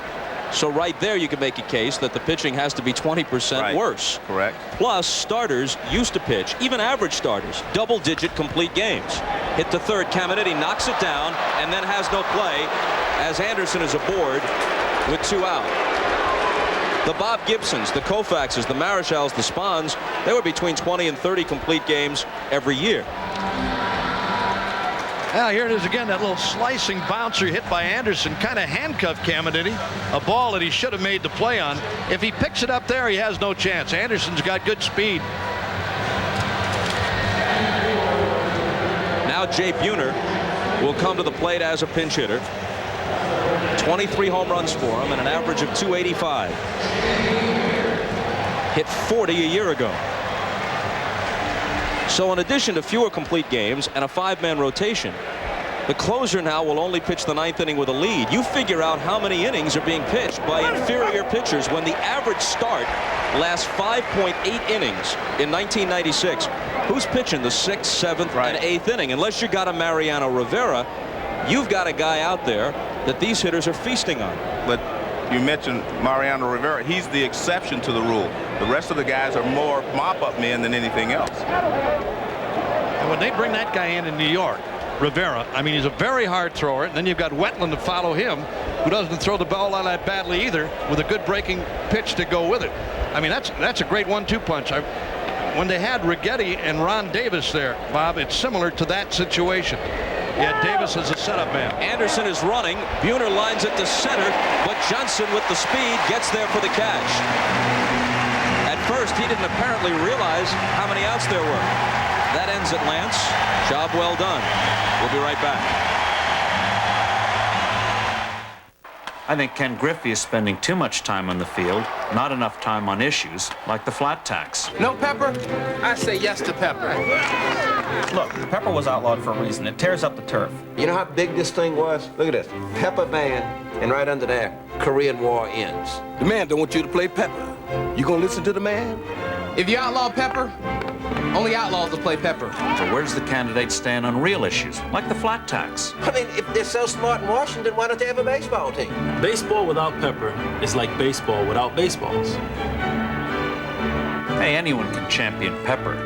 It takes a real man to champion the flat tax. It's pepper that people want. They don't care about the minimum wage, the flat tax. They want pepper, and they want it now. Pepper to the people, man. Land of the free? Why can't I play pepper? Jefferson should have said life, liberty, pepper in the pursuit of happiness, but it just didn't sound right. But that's what they meant to say. I know that. And where does this moose stand on the flat tax? This summer, Doug Kinney is getting duplicated. Your clone. He's got one for work. Yeah, it's me. It's you. It's us. Hold on a second. I'm too busy to talk to myself. One for home. I get the dishes, now drive the kids to school. Thanks. And one... We made a copy of a copy. It's not quite as sharp as the original. Too many. Is he safe with that razor? We take the blade out. It's cute, I think. Multiplicity.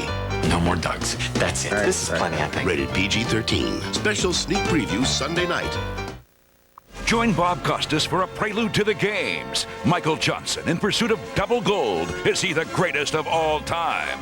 Tom Dolan, America's top hope in swimming. Can he overcome asthma to win gold? Plus the Dream Team and much more. The Sports Illustrated Olympic Special. Wednesday night, July 17th on NBC. It rained about an hour before the game. The tarp was on the field. Not a drop has fallen since game time. Jay Buhner, who pinch hit and lined to center, stays in the game, occupying the 9th spot in the order and in right field now with Brady Anderson out for the American League. And Roger Pavlik is the new pitcher. Lance Johnson facing him, fouls the first pitch off. Pavlik of the Rangers is 11-2 with an ERA of 4.82. He leads the majors with 6 complete games. That'll also make the seats.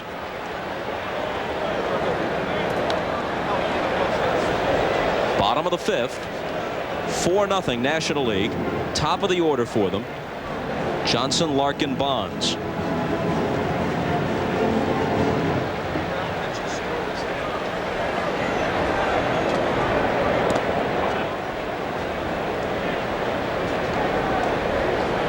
One and two. Getting back to what you were talking about a moment ago, Bob and Joe, I don't know where this quality start idea came from, but as you were talking about, hit to right center field. They better cut it off with Johnson running, and Buhner does. So Johnson's now 2 for 3, a leadoff single here, and we check again with Jim Gray.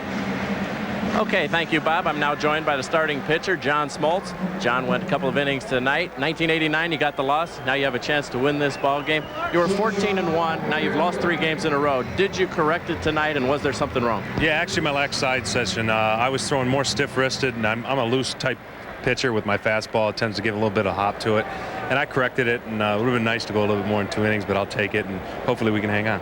Barry Larkin at the plate. Let me ask you this, as we have a stolen base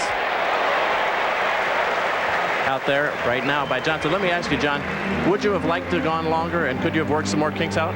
Yeah, that's the big thing. You know, you can work things out on the side, and even in my last game, I would have loved to have gone more innings just to work things out in a game situation. And the first 2 innings, I didn't like the way I started with giving up a single and a double, but after that, it was great. Now, Greg Maddux pitched today with you in practice. You said he had some problems. Is there going to be a problem with him, and might he not be able to get back into the starting rotation with his injured toe? No, it's just a little sore dragging, and the more he does it, the more he works, the more sore it's going to be, so he'll be fine next start. John, congratulations. Great outing. All right, thanks a lot. Let's go back upstairs to Bob. Jim, thanks. Larkin flying out to Buhner in right. Johnson holding second after the steal, and Bob Uecker to finish his thought. Well, I was talking about quality starts. I don't know who came up with the idea of 6 innings being a quality start, because years ago, I mean, that was what your contract, I should say, was predicated on the next year. I mean, that was a big item. How many games you finished, how many innings you pitched. Those guys like the Perrys and Gibsons and Maloney's, Joe, that pitched the 250, 260 innings every year, man, it was unbelievable. But today, 6 innings and it's bullpen time.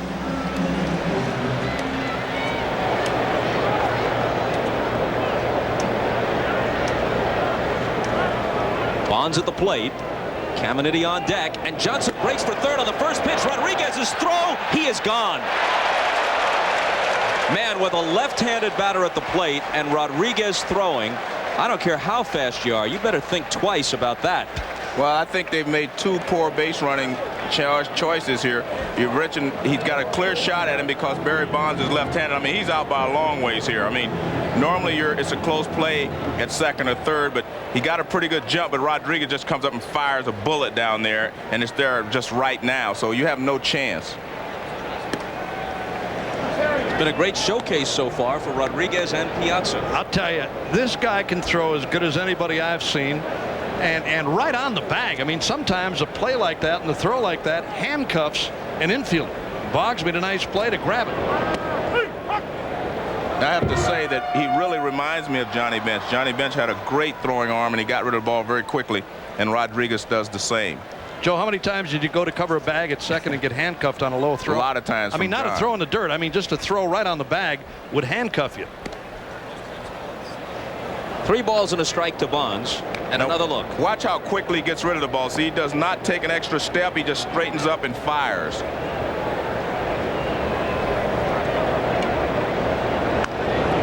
Full count now. Bonds has an RBI ground out and a single.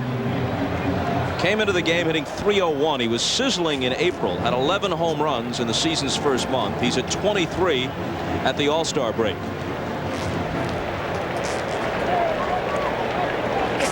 Three-time MVP in a 4-season stretch in the early 90s. Vaughn behind the bag will take it himself. After 5 now, it remains 4-0 National League. I think I did it. The experiment was a success. Who'd be interested in this technology? Cheap, abundant energy? Who wouldn't? Until someone terminated the project.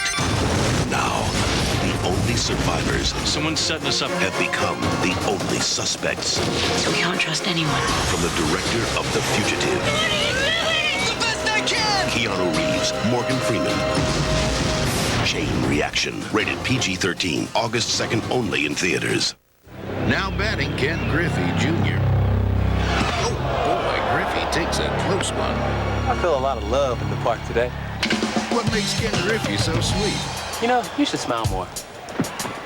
It's gotta be the sweet-tasting cereal, Honey Frosted Wheaties. Frosted Flakes kicked with Wheaties energy for a grand slam taste. Well, a little club soda, take that right out. Honey Frosted Wheaties, it's sweet energy. 15th and final All-Star appearance for the 13-time Gold Glove winner Ozzie Smith. At age 41, he has finally had to surrender to time. This is his last season. He's announced his retirement, and we talked to him about it yesterday. Well, you know, you always have that feeling of not wanting to hang it up when you've done it this long. But we all reached that point, and I think that you have to get it squared away in your heart first. And I've been able to do that. It wasn't easy, you know, because it's been a gradual thing that's happened over the last 4 or 5 years. But I've been able to come to grips with that within my heart, and I know that this is the right time. So Ozzie's in the game at short. Larkin's out. There's a new left fielder. It's Ellis Burks from the Rockies, the former Red Sox. Barry Bonds is out. And a new pitcher, Pedro Martinez from the Expos. And Martinez has a very good fastball. He moves it around very well, and an excellent changeup. And he's the brother of Ramon Martinez of the Los Angeles Dodgers. With 3 changes, Bobby Cox can put these new players almost anywhere. So if you're scoring at home, stop and just enjoy the game. Because at this point, our own scorecards look like some sort of hieroglyphics. Mine's gone. Here's Lofton against Martinez. Single, stole a base, fly to deep center. We're in the 6th, 4-0 National League. Another base hit for Lofton. Well, you can tell this guy loves the stage, Uke. He really does, and he's a big-time player. I mean, when it happens, when he's on, he's on. And as we were talking earlier in the game, tagging up in situations where normally you don't tag up and try to advance another base, he does it. But he's got the blinding speed. He's got power every once in a while, but as you said, he's a primetime guy. He loves it. They're losing about it. He'll tell you. They're losing 4-0, but it wouldn't surprise me to see him run. Oh yeah, I'm you know, and I'm for it. In a game like this, it's an all-star game. I know the Nationals want to beat the Americans. It's a big deal. The National League's won twice in a row now. But with a guy like Lofton and the way Piazza's been throwing, wouldn't bother me to see him run. And besides, it's only the 6th inning. It's not like we're going down the stretch. They have plenty of time. You pick up one here, one there, and you can get yourself back in the ball game. You do not have to always wait for the big inning when you're trailing 4-0. A A ball and a strike to Boggs, who's 0 for 2. There he goes. And the pitch is hit in the air to left. An immediate chance for Ellis Burks, who makes the catch, and Lofton retreats. This guy, Pedro Martinez, has tremendous stuff. When you talk about a guy with no-hit stuff, you're speaking literally in his case. He pitched the near-perfect game, actually 9 perfect innings against San Diego. Won the game 1-0, but Bip Roberts got a base hit in the bottom of the 10th, and they took him out of the game. But he can be overpowering. He's a strikeout and inning guy. Well, and he also is an intimidator, Bob. He will come up and in. He will pitch you inside, and he will change speeds. But I think that's great. I mean, I think he's one of the quality pitchers in all of the major leagues.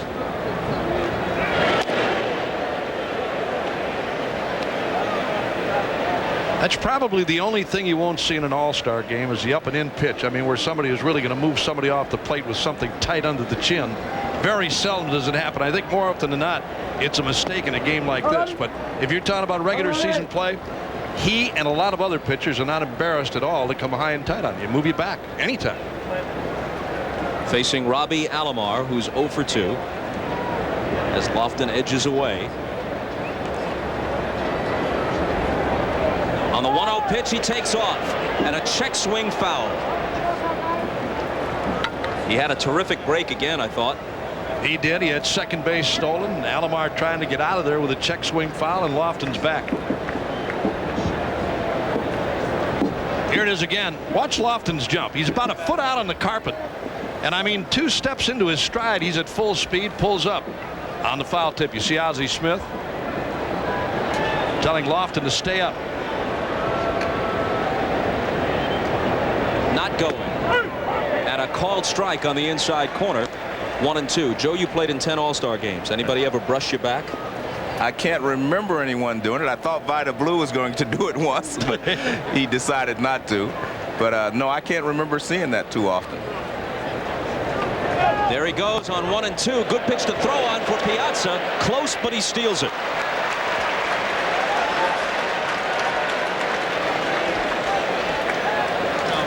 Well, he got a good jump on Martinez, and Martinez has a big leg kick. See how high he lifts his front leg? That gives the base stealer plenty of time to run. Lofton actually slows down because he knows he has it, and really not a bad throw there by Piazza, but no chance. You see, he knows right away he's got it because he got a great jump.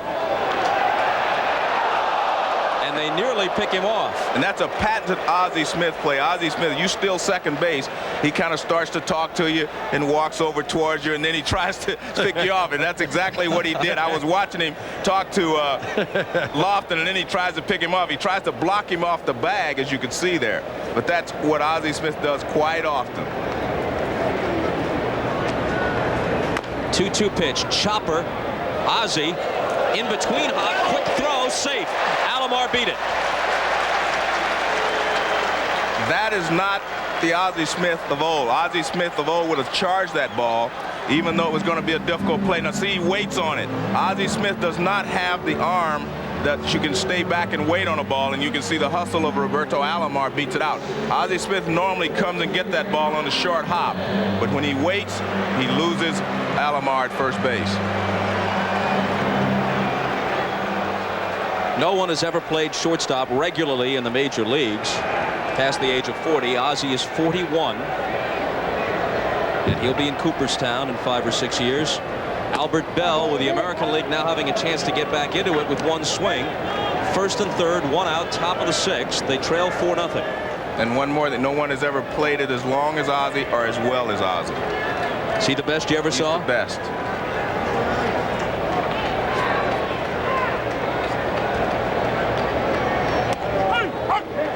In there, 1-1. This is an unusual Albert Bell we're seeing tonight, Bob. He is usually an aggressive hitter, an aggressive person. But tonight I see him taking a lot of pitches. He took a couple of 2-0 and 3-1 pitches from Glavine and struck out. I see him take a fastball here from Martinez. He is normally up there to swing the bat. Let's another one go by, 2-1. Say, if you're taking breaking balls, it's a different story. But when you're ahead in the count and guys are throwing fastballs to you, and they're right down the pipe, I mean, really in a great hitting zone for you, and you're taking, it's not really Albert Bell. You're right, Joe. I mean, he really is aggressive. Check swing foul. You know, not to belabor it, we'll drop it after this. It is a shame about Albert Bell. He is a great hitter. He has a chance to have not just an all-star career, but an historic career. He is smart, he is driven, he is dedicated. And those who care about him, instead of being apologists or offering tortured defenses, should be urging him to get help for his obvious problems so it isn't a blight on his career. Can't catch up with the high heat and goes down swinging. That's just what it was for Martinez, a fastball upstairs out of the strike zone. And I mean, you got to be awfully quick up there. He got the hat trick, Joe. That's his third strikeout. And this is Martinez at his best. When he gets ahead of you, he will get you to chase the fastball up and out of the strike zone or the changeup out of the strike zone. So now Vaughn. Bell striking out for the third time and leaving two men stranded.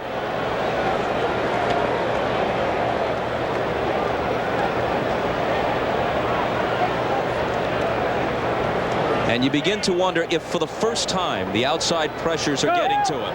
The runner breaks from first. Vaughn taps it toward the middle. Ozzie over on the second base side of the bag to throw him out. So they leave two and they can't break through after 5.5. Still 4-0. America's pastime. The smell of the grass. The roar of the crowd.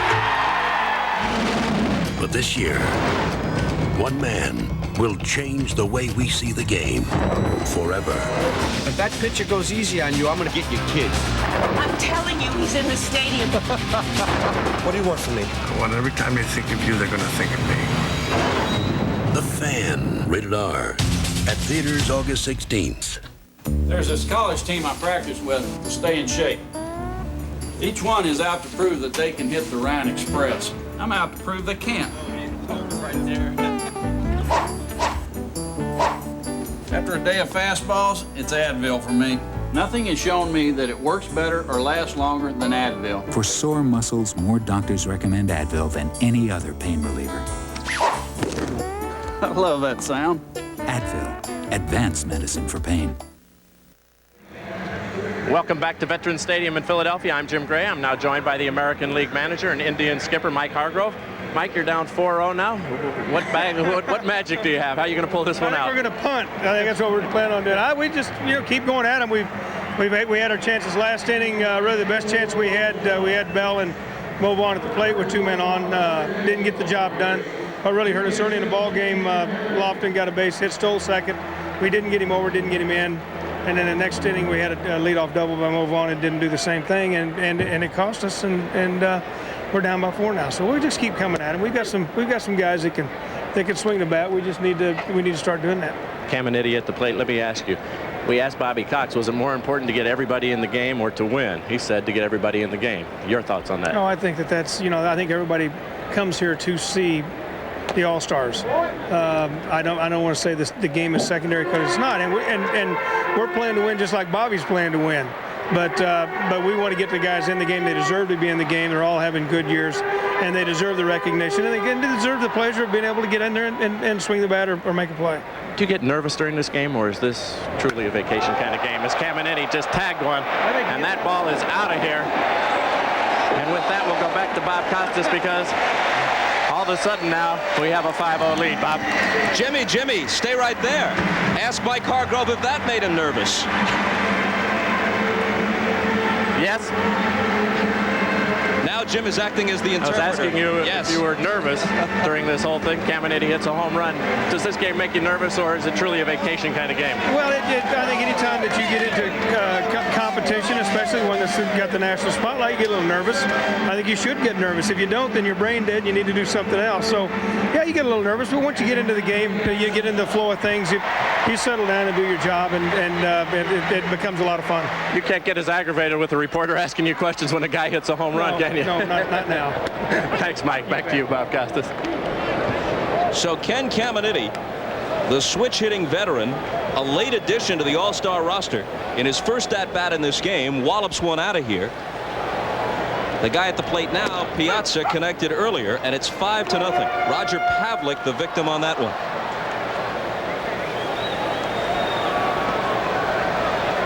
Isn't that interesting? No player Think of all the great ones through the years. 60-plus years of the All-Star game. None of them ever had 3 extra base hits in a game. Piazza has a homer and a double. This is his 3rd at-bat. In a way, it's hard to understand, Bob, but on the other side, you've got guys who only play maybe 3-4 innings, maybe don't get enough ABs to really take a whack at it, with the exception of maybe a catcher. You see the catchers, I think, probably more often than not, are the guys that hang around longer than another player, another position player.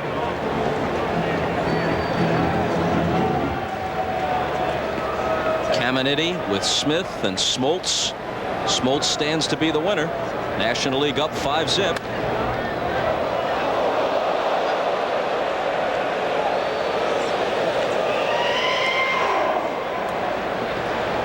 The Padres started the year on fire. Then they hit an awful slump, and now they're inching back.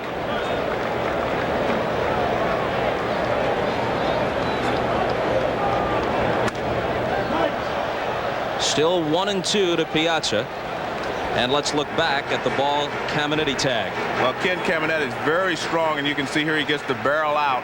I mean, he knows right away that ball is gone. It's an upper deck shot. And Piazza goes down swinging. First time he's been retired tonight. If you're Caminiti, you couldn't ask for the ball in a better spot. Exactly. Fastball, middle of the plate in, and he turned on it. And then Pavlik comes back with a changeup to retire Piazza. Hey, wait a minute, Uke. They just brought the Philly pretzels into the booth. If the cheesesteak comes next, it's a great night no matter how the game turns out. They got the hoagies here. They got it all here. This is heaven up here. You got to have the hot mustard, though, to put on the pretzels. Oh, yeah. Here. Or spoil mustard's the same. Bichette's 0 for 2. You played here, didn't you? You had half of your lifetime 14 home runs in 1966 for the Phillies. Yeah. Everyone a game winner. And again, I had a tough time getting in here, as a matter of fact. I'm telling you, man, some people just don't forget. You know, I thought it was really a nice touch on the part of the Phillies to let you, for old time's sake, go down and litter the bullpen with pass balls before the game. It felt good. It really did. Putting on the Philly Fanatic uniform again. I love that guy. 1-2 to Bichette. New right side of the infield for the American League, which we'll get to in a minute. Like right now. Knobloch, the Major League's leading hitter. Chuck Knobloch of the Twins, who's hitting .370, replaces Robbie Alomar at second base. And Mark McGwire, with 28 home runs after missing the first month of the season, is at first base, and Mo Vaughn is out. The 1-2 pitch.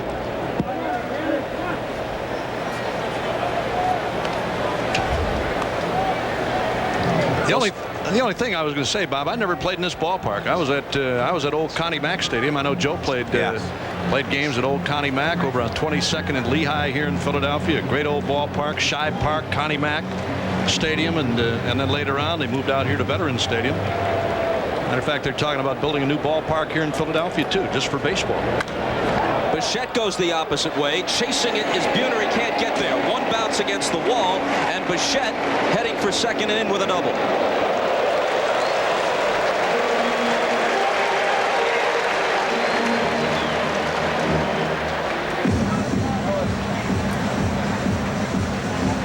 So after Bichette doubles, another Rocky, Ellis Burks, steps in. That's what I was talking about earlier in the telecast, Bob, about big guys that hit home runs and also hit for high averages.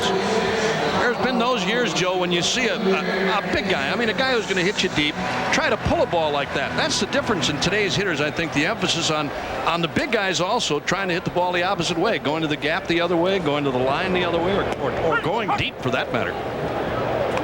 Well, you're right. That was a perfect pitch, low and away, and Bichette, instead of trying to pull it, just rifled it down the right field line. Say, wouldn't it aggravate you as a pitcher or a pitching coach? I mean, you keep making those kind of pitches, and that's what goes back to what we were talking about earlier, Joe, about coming inside too, on guys that keep leaning out against you and hitting the ball that they shouldn't hit. Sooner or later, you got to come inside. I mean, some part of the plate's got to belong to you as a pitcher.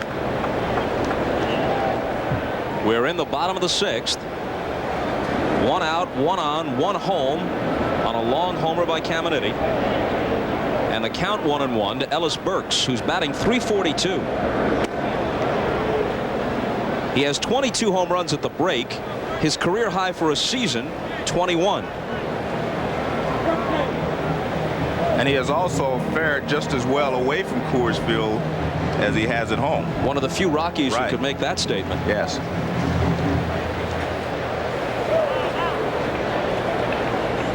Pavlik's 1-2 pitch. A swing and a miss, but Rodriguez can't find it, and Burks heads for first as Bichette takes third on the strikeout.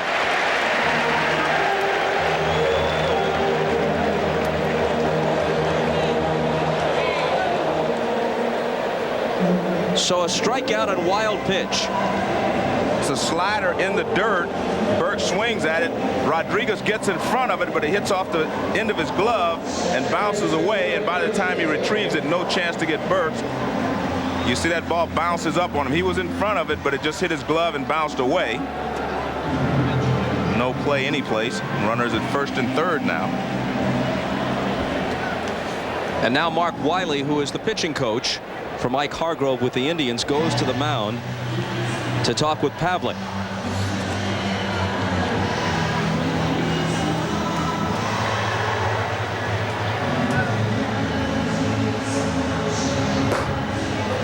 There's Troy Percival, one of a very few guys who doesn't just throw in the 90s, but on a good night and maybe with a generous radar gun will hit triple digits. Well, he's got a very good fastball, live fastball as well.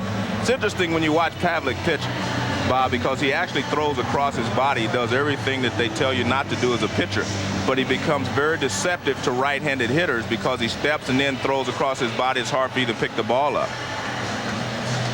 And especially on the breaking ball, Joe, you always have a tendency to give a little bit.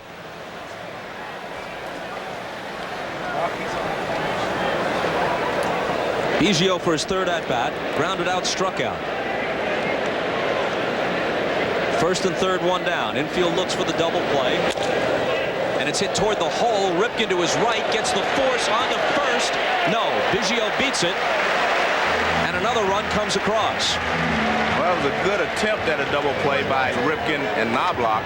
Ripken got the ball to him as quick as possible. Knobloch turned it quickly, but Biggio gets down the line well. Plus, this ball is not hit in the double play lane, as we call it, near the bag.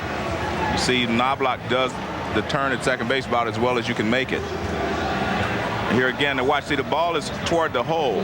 Ripken gets rid of it. Quick turn at second by Knobloch, but just not in time.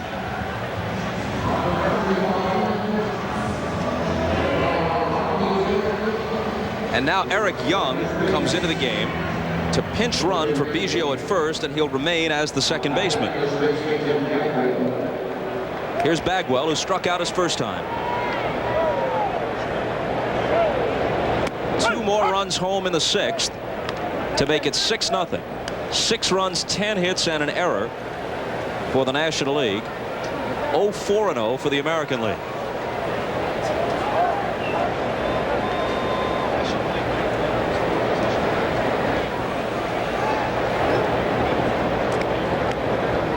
Boy, there's the long and short of it. McGuire looking like a tight end, and Eric Young only about 5'8", 5'9". And he has really developed into a fine player, Bob. Eric Young, that is. Bagwell rolls one to third. Here's Boggs, goes the short way to Knobloch covering. And finally, they're out of the 6th, but 2 more to make it 6-0. And we're back after these words from your local station.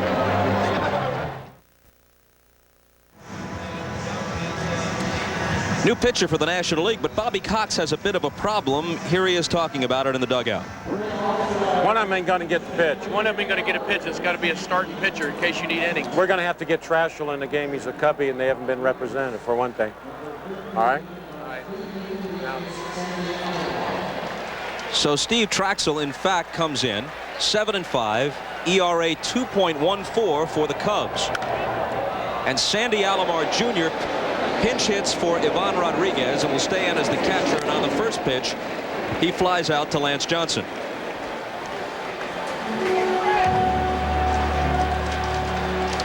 And as you all know, the Budweiser blimp has joined us tonight. Bud 1, illuminated from the inside, providing a view of the vet from overhead and downtown Philadelphia. So what you heard Bobby Cox talking about is this. Apparently he's got to hold Al Leiter back just in case, even though they lead 6-0, this game is prolonged. He can't have a guy who's used to being a closer and working just one inning as his last pitcher. And it's obvious that Greg Maddux is not going to pitch at all tonight. He injured his toe when he fouled a bunt down off it a few days ago. So he's got Wohlers and Worrell left. And he's got Traxel in the game facing Ripken. And the makeup of the two teams was completely different, Bob.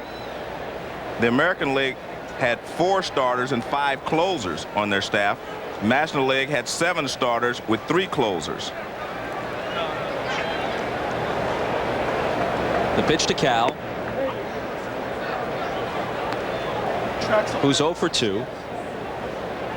In case you're just joining us, a weird situation before the game in which Cal sustained a broken nose. Hit sharply to short. One future Hall of Fame shortstop throws out the other as Smith takes care of Ripken. Roberto Hernandez of the White Sox inadvertently, as he slipped coming down off the platform where they took the team picture, flailed out with his left arm. Watch this. There's Hernandez in between Joe Carter and Ripken, and he's going to catch Cal flush on the nose. And that wasn't a love tap either. Blood was spurting. And in fact, his nose was broken, but as painful as it sounds, they were able to pop it back into place, and you don't play more than 2,200 consecutive games without playing through some bumps and bruises. I thought it was neat that he let Hernandez pop it back in place. He said, "Can I help you?" "Yeah, you put it out, put it back." Alex Rodriguez. Talk about a superstar on the horizon. He may have already arrived. He won't be 21 until later this month. He's batting .336 with 17 home runs at the break. And you can tell that his body hasn't filled out yet. He's going to get bigger and stronger. I tell you, it's filled out over what he brought to the big leagues last year, Bob. Tall, lanky kid a year ago when the Mariners brought him up.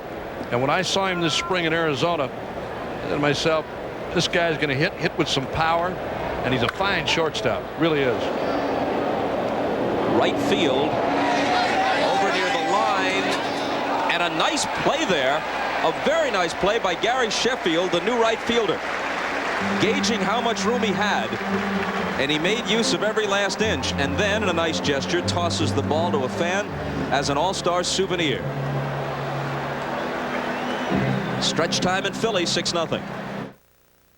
The 1996 All-Star Game is brought to you by Nike, by Castrol GTX, the most protection against volatility burn-off, by AT&T, Centennial Games partner, and by Coors Light. Grab a silver bullet and tap the Rockies. Welcome back to Veterans Stadium. The National League leads 6-0 as we head to the bottom of the 7th inning. Right now I'm joined by Mike Piazza, who would be the MVP if the game was to end right now. And Mike, this has got to be just a dream come true for you. A home run, a double. You grew up down there. We talked to your dad in section 122. Yeah, it's I'm really walking on air right now. To come back here and just participate is one thing, and to hit a home run is another. So can't really describe it. I'm very, very happy and just very honored. Mike Schmidt, your childhood hero, he threw the first pitch to you. Describe the emotion of that. You know, just like a dream. I mean, really, I can't describe. And then he wrote on the ball, he just wished me the best and thought I was, you know, he said, "You're the best," because I think you're the best on the ball. He wrote that there. And just to grow up and watch Mike Schmidt, a Hall of Fame third baseman, and emulate, you know, try to emulate him and become the major league player is just, I'm really emotional right now. I'm really kind of choked up. I don't know what to say. Drafted 1390. You ever dream you'd be in this position? Well, I dreamed it. I just wanted to, you know, be blessed and work hard, and God has blessed me, and I'm very, very thankful and just very, very honored. Mike, thanks for taking the time. Congratulations on a great game. Thank you. Bob? All right, Jim, changes everywhere. Lance Johnson slashes the first pitch from Troy Percival into center field for his third hit of the game, a double and a pair of singles. It's played back in by the new center fielder, Joe Carter, who normally does not play center, but in an all-star game you have to make do when you get into the late innings. So Carter is in between Bell and Buhner. Alex Rodriguez has replaced Ripken at short. Boggs remains. Knobloch and McGuire have been in for an inning. Brand new battery, Alomar and Percival, and a standing ovation for Ozzie Smith.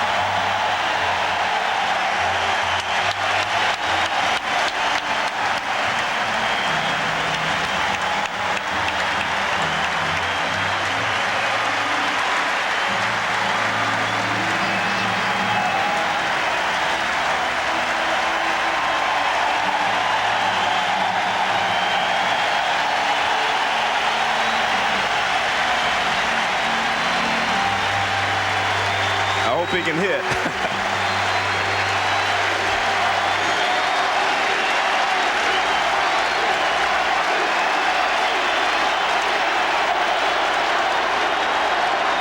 Percival to Ozzie. From the depth of the appreciation and the chant of Ozzie, you'd think we were at Busch Stadium, not Veterans Stadium. This is the beauty of baseball, though. The fans appreciate what Ozzie Smith has done throughout his career. Big cut and a miss.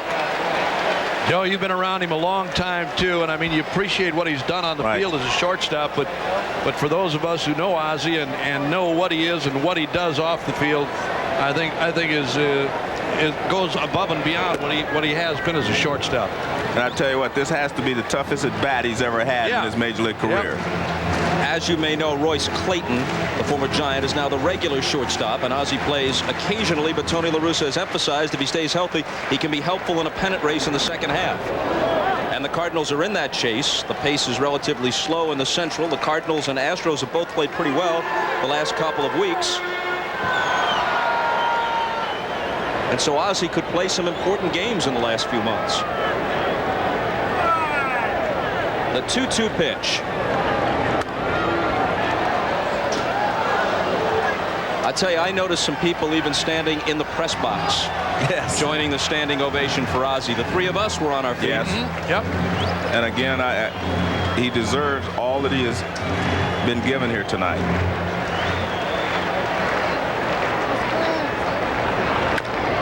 And a chopper towards second. Knobloch looks at second, but goes to first to retire Ozzie, with Johnson moving up.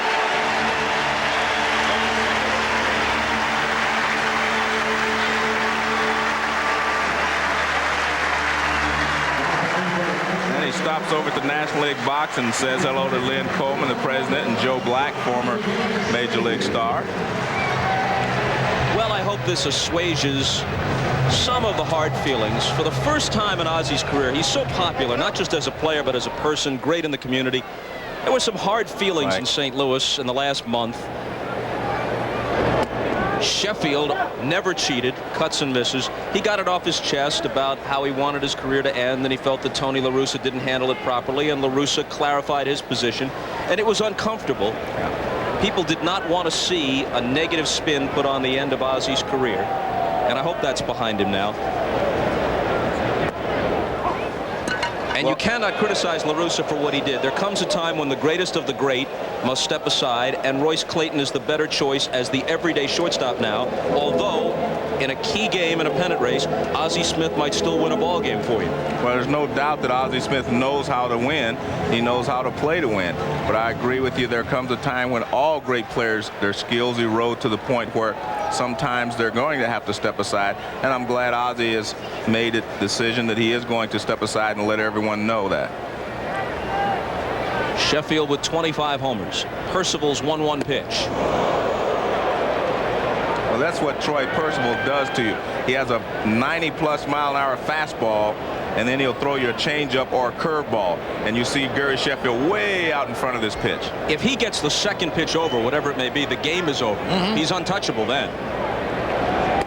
Talking about as the closer for the Angels. Well, this guy, he never holds anything back, Bob. I mean, more often than not, you're going to get hard stuff from this guy. I mean, it's going to be fastball, fastball, boom. And as Joe said, every once in a while, he's going to drop that nasty breaking ball on you and, I mean, put you away. The 2-2 pitch popped up in the middle of the diamond. Knobloch. I think this guy actually does you a favor when he throws you a breaking ball. Unless it's that really down and away hard biting slider. Other than that, I mean, I'd go fastball, boom, inside, outside, and here's that last pitch again on Gary Sheffield. There it is. Breaking ball right there, and Sheffield got under it and popped it up. Caminiti, who homered off Pavlik in his only at-bat, thinking about doing it twice. You may know the story with Percival. He needs glasses, doesn't wear them, doesn't like contacts. Comes into the game throwing near 100-mile-per-hour heat, and look at him. He's got to squint to get the signs. You think that doesn't keep a batter loose? Use some chapstick, too.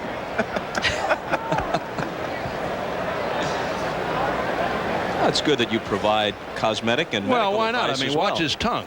It's got to get, your lips got to get chewed up. He just blew Caminiti away in that at bat. So a leadoff hit for Johnson, but they don't score. 2 innings left, still 6-0. When we asked Ozzie about his all-time best play, he went way back to early in his career when he was a Padre. Jeff Burroughs of the Braves will hit it. Watch this, a bad hop, and he barehands it. That is the greatest play I've ever seen anybody make, you know, as an infielder. I mean, I've seen some great plays, but to dive and then to get a bad hop and to barehanded while you're in your dive, get up and throw the runner out, no one has ever done anything like that before. And that's why he's the greatest shortstop, I think, defensively that ever lived. And as you saw in the foreground, the new pitcher is his former Cardinal teammate, Todd Worrell.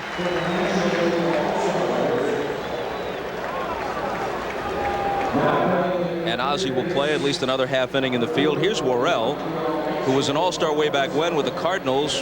Thought several times his career was over, a number of arm injuries. Missed all or part of 2 seasons.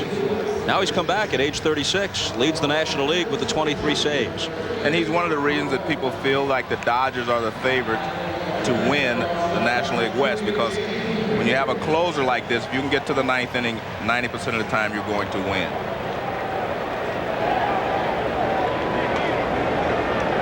Buhner now on the first pitch, pops it toward Eric Young. There's the out, and now here comes the reaction, because the pinch hitter is going to be Joe Carter, and listen to the booing.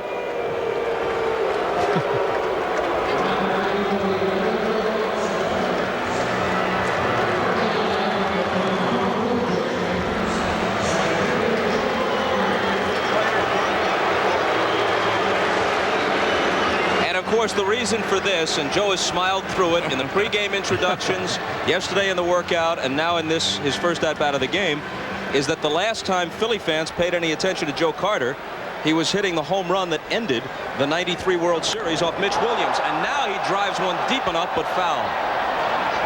It was funny yesterday, Bob.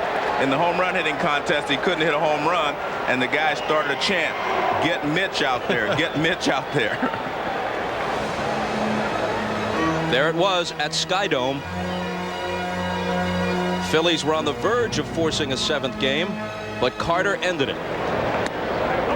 Speaking of Mitch Williams, the Phillies just sent him to Clearwater to see if he can get in shape and work his way back up in a comeback attempt. Been out of the game for about a year and a half. Hit hard. Ozzie can't handle it. It would have been a tough throw from the equivalent of the outfield grass. No chance for him to throw Joe Carter out on that play. Joe Carter runs well, and the ball was deep in the hole. There's a ball, Joe, in his younger days, you may have seen him get in front. Right. There, you're right. Instead of backhanding it, Ozzie Smith, in his earlier days, gets in front of that ball and throws him out. So this is not one for the highlight reel, and neither is the fan who has just run on the field and is delaying things by acting like a moron. And eventually he'll be collared. And they rough him up a little bit as they do. They didn't bring him to the turf all that gently. But as I was saying about Ozzie, he has established the standard that the Ray Ordonez's, the young Cuban who is so thrilling to watch with the New York Mets, or Alex Rodriguez with the Mariners, or Derek Jeter with the Yankees, or even Omar Vizquel, as great as he is, as many Gold Gloves as he has, the standard is still this guy. And that's going to be unfair, because it's going to be hard to live up to those standards that Ozzie Smith has set. Travis Fryman of the Tigers, he's their lone representative. Score that, by the way, obviously, correctly, a base hit for Carter. Yes. You know, the one thing that Ozzie Smith has over all of those other guys, Joe, is the quickness and the speed. I mean, not only talking about running, but I mean lateral movement at shortstop, where he got such a great break on the ball and had a strong arm, too. I mean, he made the play from the hole, too, where he could throw you out. Well, a couple of years ago, he had surgery on his shoulder, and that's why he doesn't have a strong arm anymore.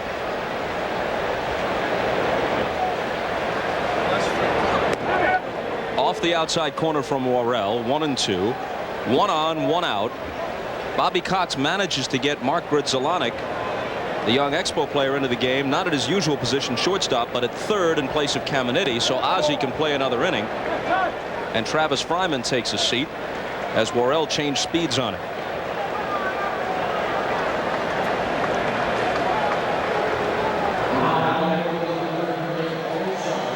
So there's Gridzelanek at third and Ozzie at short.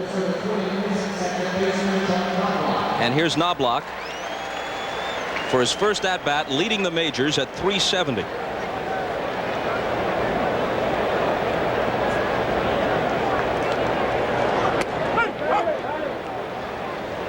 And a game would not be official unless we told you this copyrighted telecast is presented by authority of the Office of the Commissioner of Baseball, may not be reproduced or retransmitted in any form without express written consent.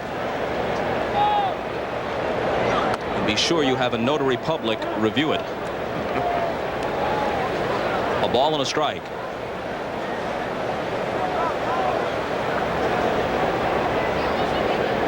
With Knobloch representing the Twins, the thoughts go out to Kirby Puckett. He's missed the whole season with glaucoma. Hit hard, base hit for him. Carter moves up to second. Hope to see Kirby back soon. Hope to see Brett Butler back, and Mike Piazza and others have already sent their best wishes to Tommy Lasorda. We do too. Had a chance to see Kirby Puckett not too long ago, Bob, as you take a look at this last base hit by Knobloch. And Puckett, again, they're doing everything possible to try and alleviate the problem, the glaucoma problem, and he feels he's going to be back in play, but again, it's still a long way to go. Mike Hargrove doesn't want his player Albert Bell to have his evening end with 3 straight strikeouts, so he's kept him in. This is his 4th at bat. 2 on and 2 out. Roberto Clemente struck out 4 times in the 1967 game, which went 15 innings at Anaheim. It was also the game, Bob, where the sun was behind center field and they could not see the ball very well. 5 o'clock start. Yeah.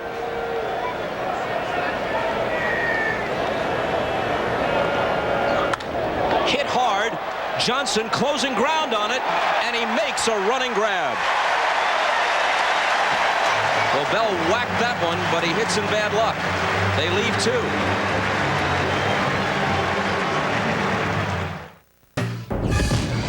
I've seen a figure in a cape. I've seen him. Who was it?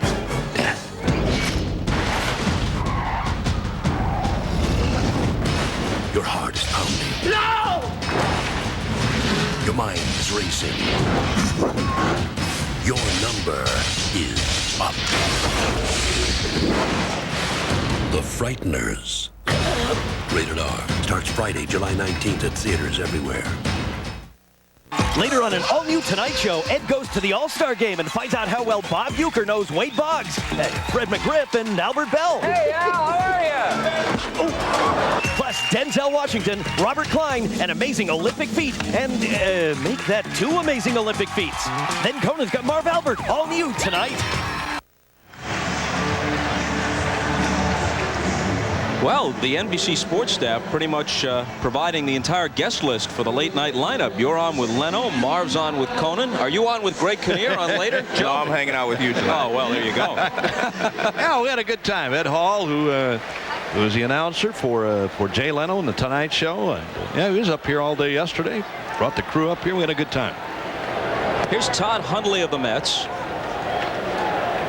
And Roberto Hernandez, who was almost the GOAT of the night before he ever got into the game when he inadvertently whacked Cal Ripken in the nose and broke his nose during the pregame picture-taking session. Roberto Hernandez now in. There's Cal out of the game, replaced by Alex Rodriguez at shortstop an inning ago. Hernandez, the new pitcher. Hundley of the Mets at the plate.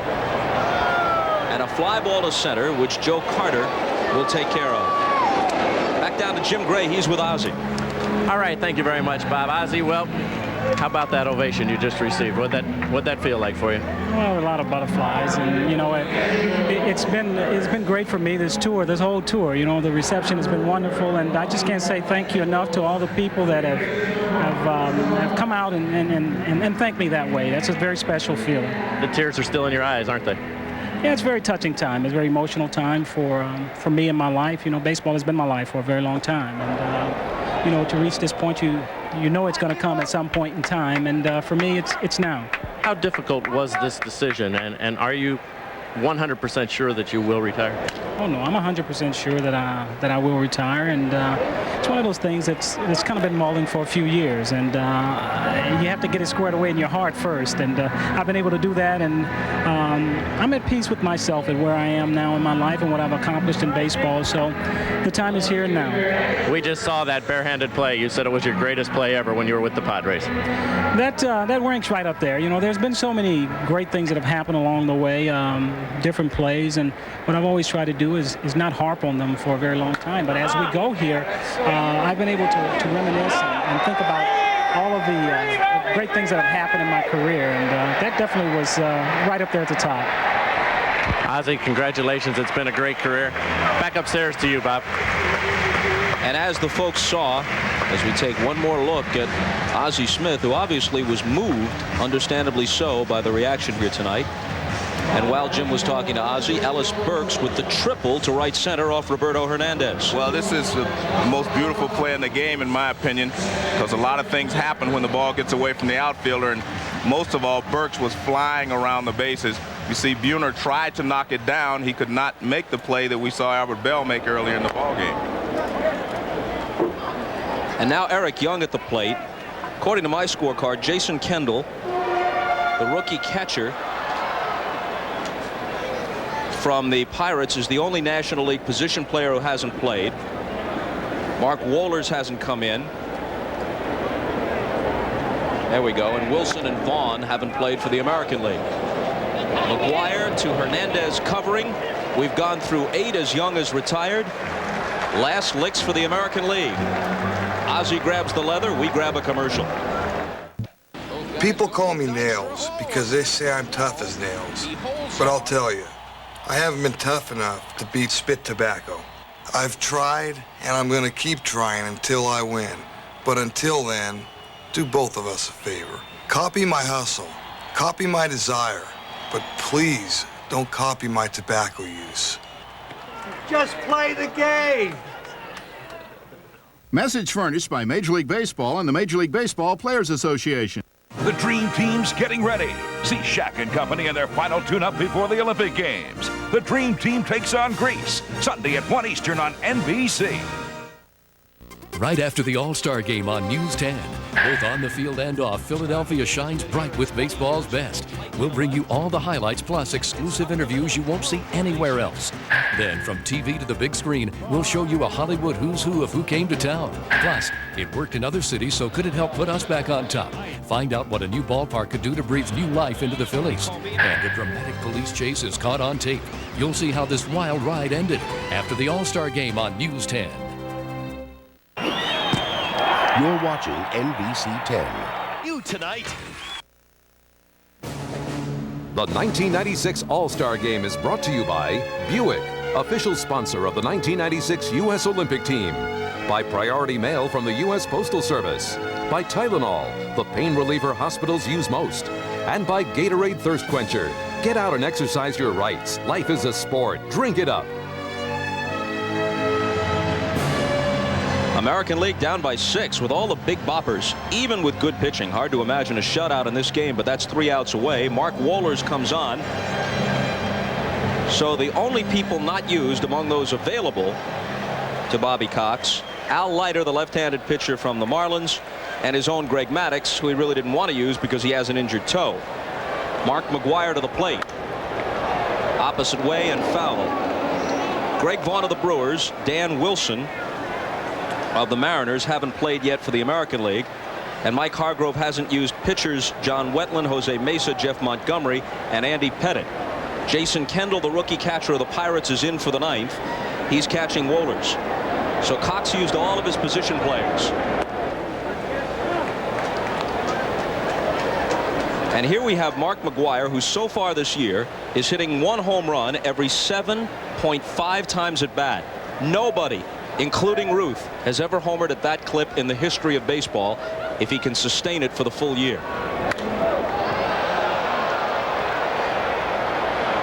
And that one's out of play. Bob, the reason that he is able to hit home runs even after being injured and missing so many games is because he has such a short swing.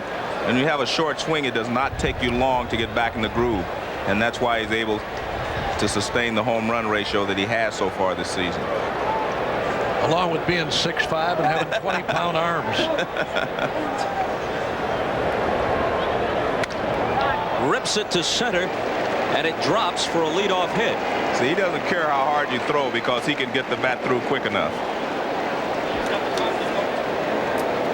Yeah, we don't want to leave this 9th inning without once again thanking the folks in the Bud 1 airship, Anheuser-Busch's traveling ambassador. For his career, Mark McGwire is now second on the all-time home runs per time at bat list to Babe Ruth. Not bad company. Nope. Last year he was 8+. This year he's even better. 7.5. 1 every 7.5. Sandy Alomar Jr. down the right field line and foul. This being the city of brotherly love. Brothers as teammates, Sandy and Roberto. And Sandy Sr., the infielder who played with many clubs, played in 1 All-Star game as an Angel, I recall, in 1970.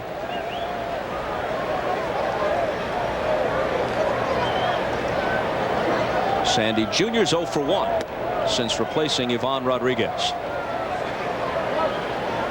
Before this ball game ends, you sit in a booth and broadcast an All-Star game this year.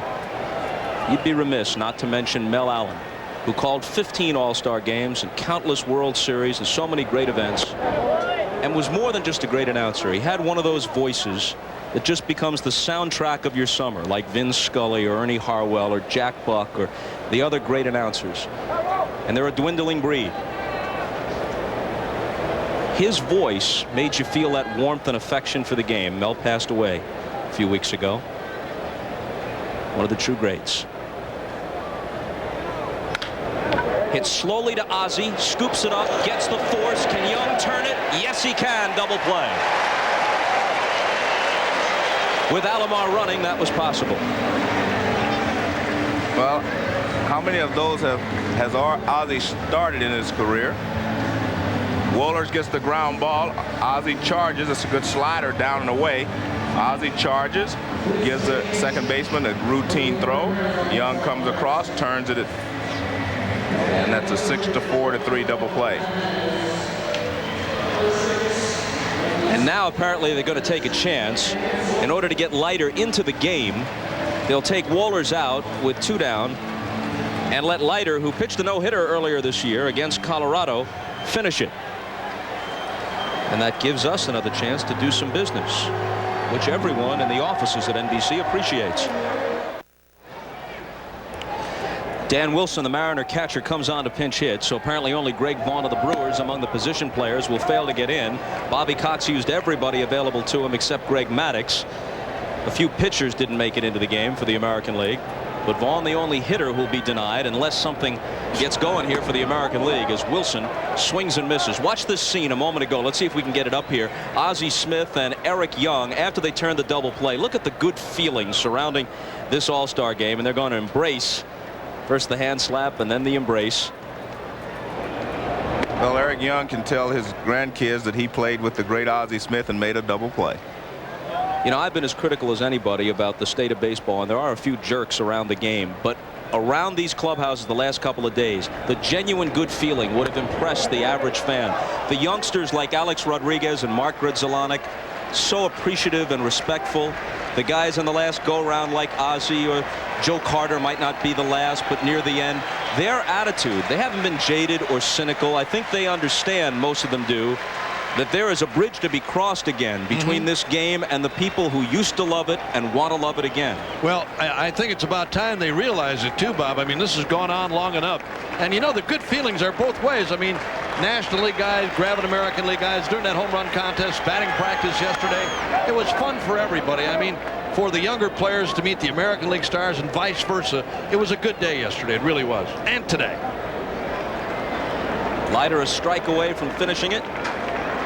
Thanks to Elliott Kalb and Jeff Sleet in the booth and Steve Horn for his assistance from afar. And the fastball is inside. 2-2.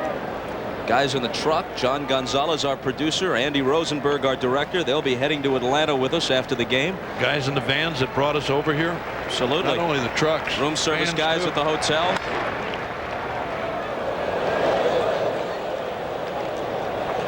The ball girl, she's done a good job. Everybody.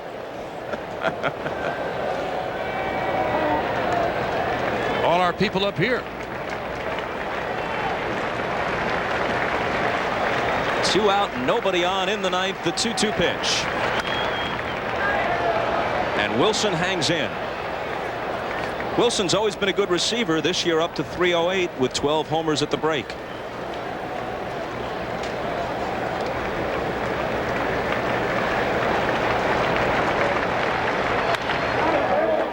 Shallow right. This'll do it. Sheffield tucks it away, and the National League, which had lost 6 in a row, has now won 3 straight. And who would have thought in a year like this in baseball that you'd see a shutout in the All-Star game? The American League's Big Boppers held to only 7 hits. The National Leaguers win it 6-0. Smoltz the winner, Nagy the loser. Homers by Piazza and Caminiti, and a fond farewell for Ozzie Smith.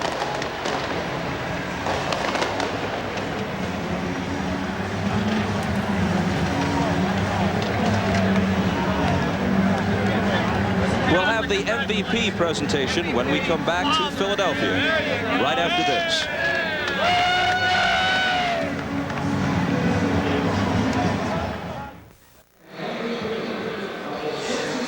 Well, Mike Piazza started establishing his all-star credentials with his first at-bat tonight.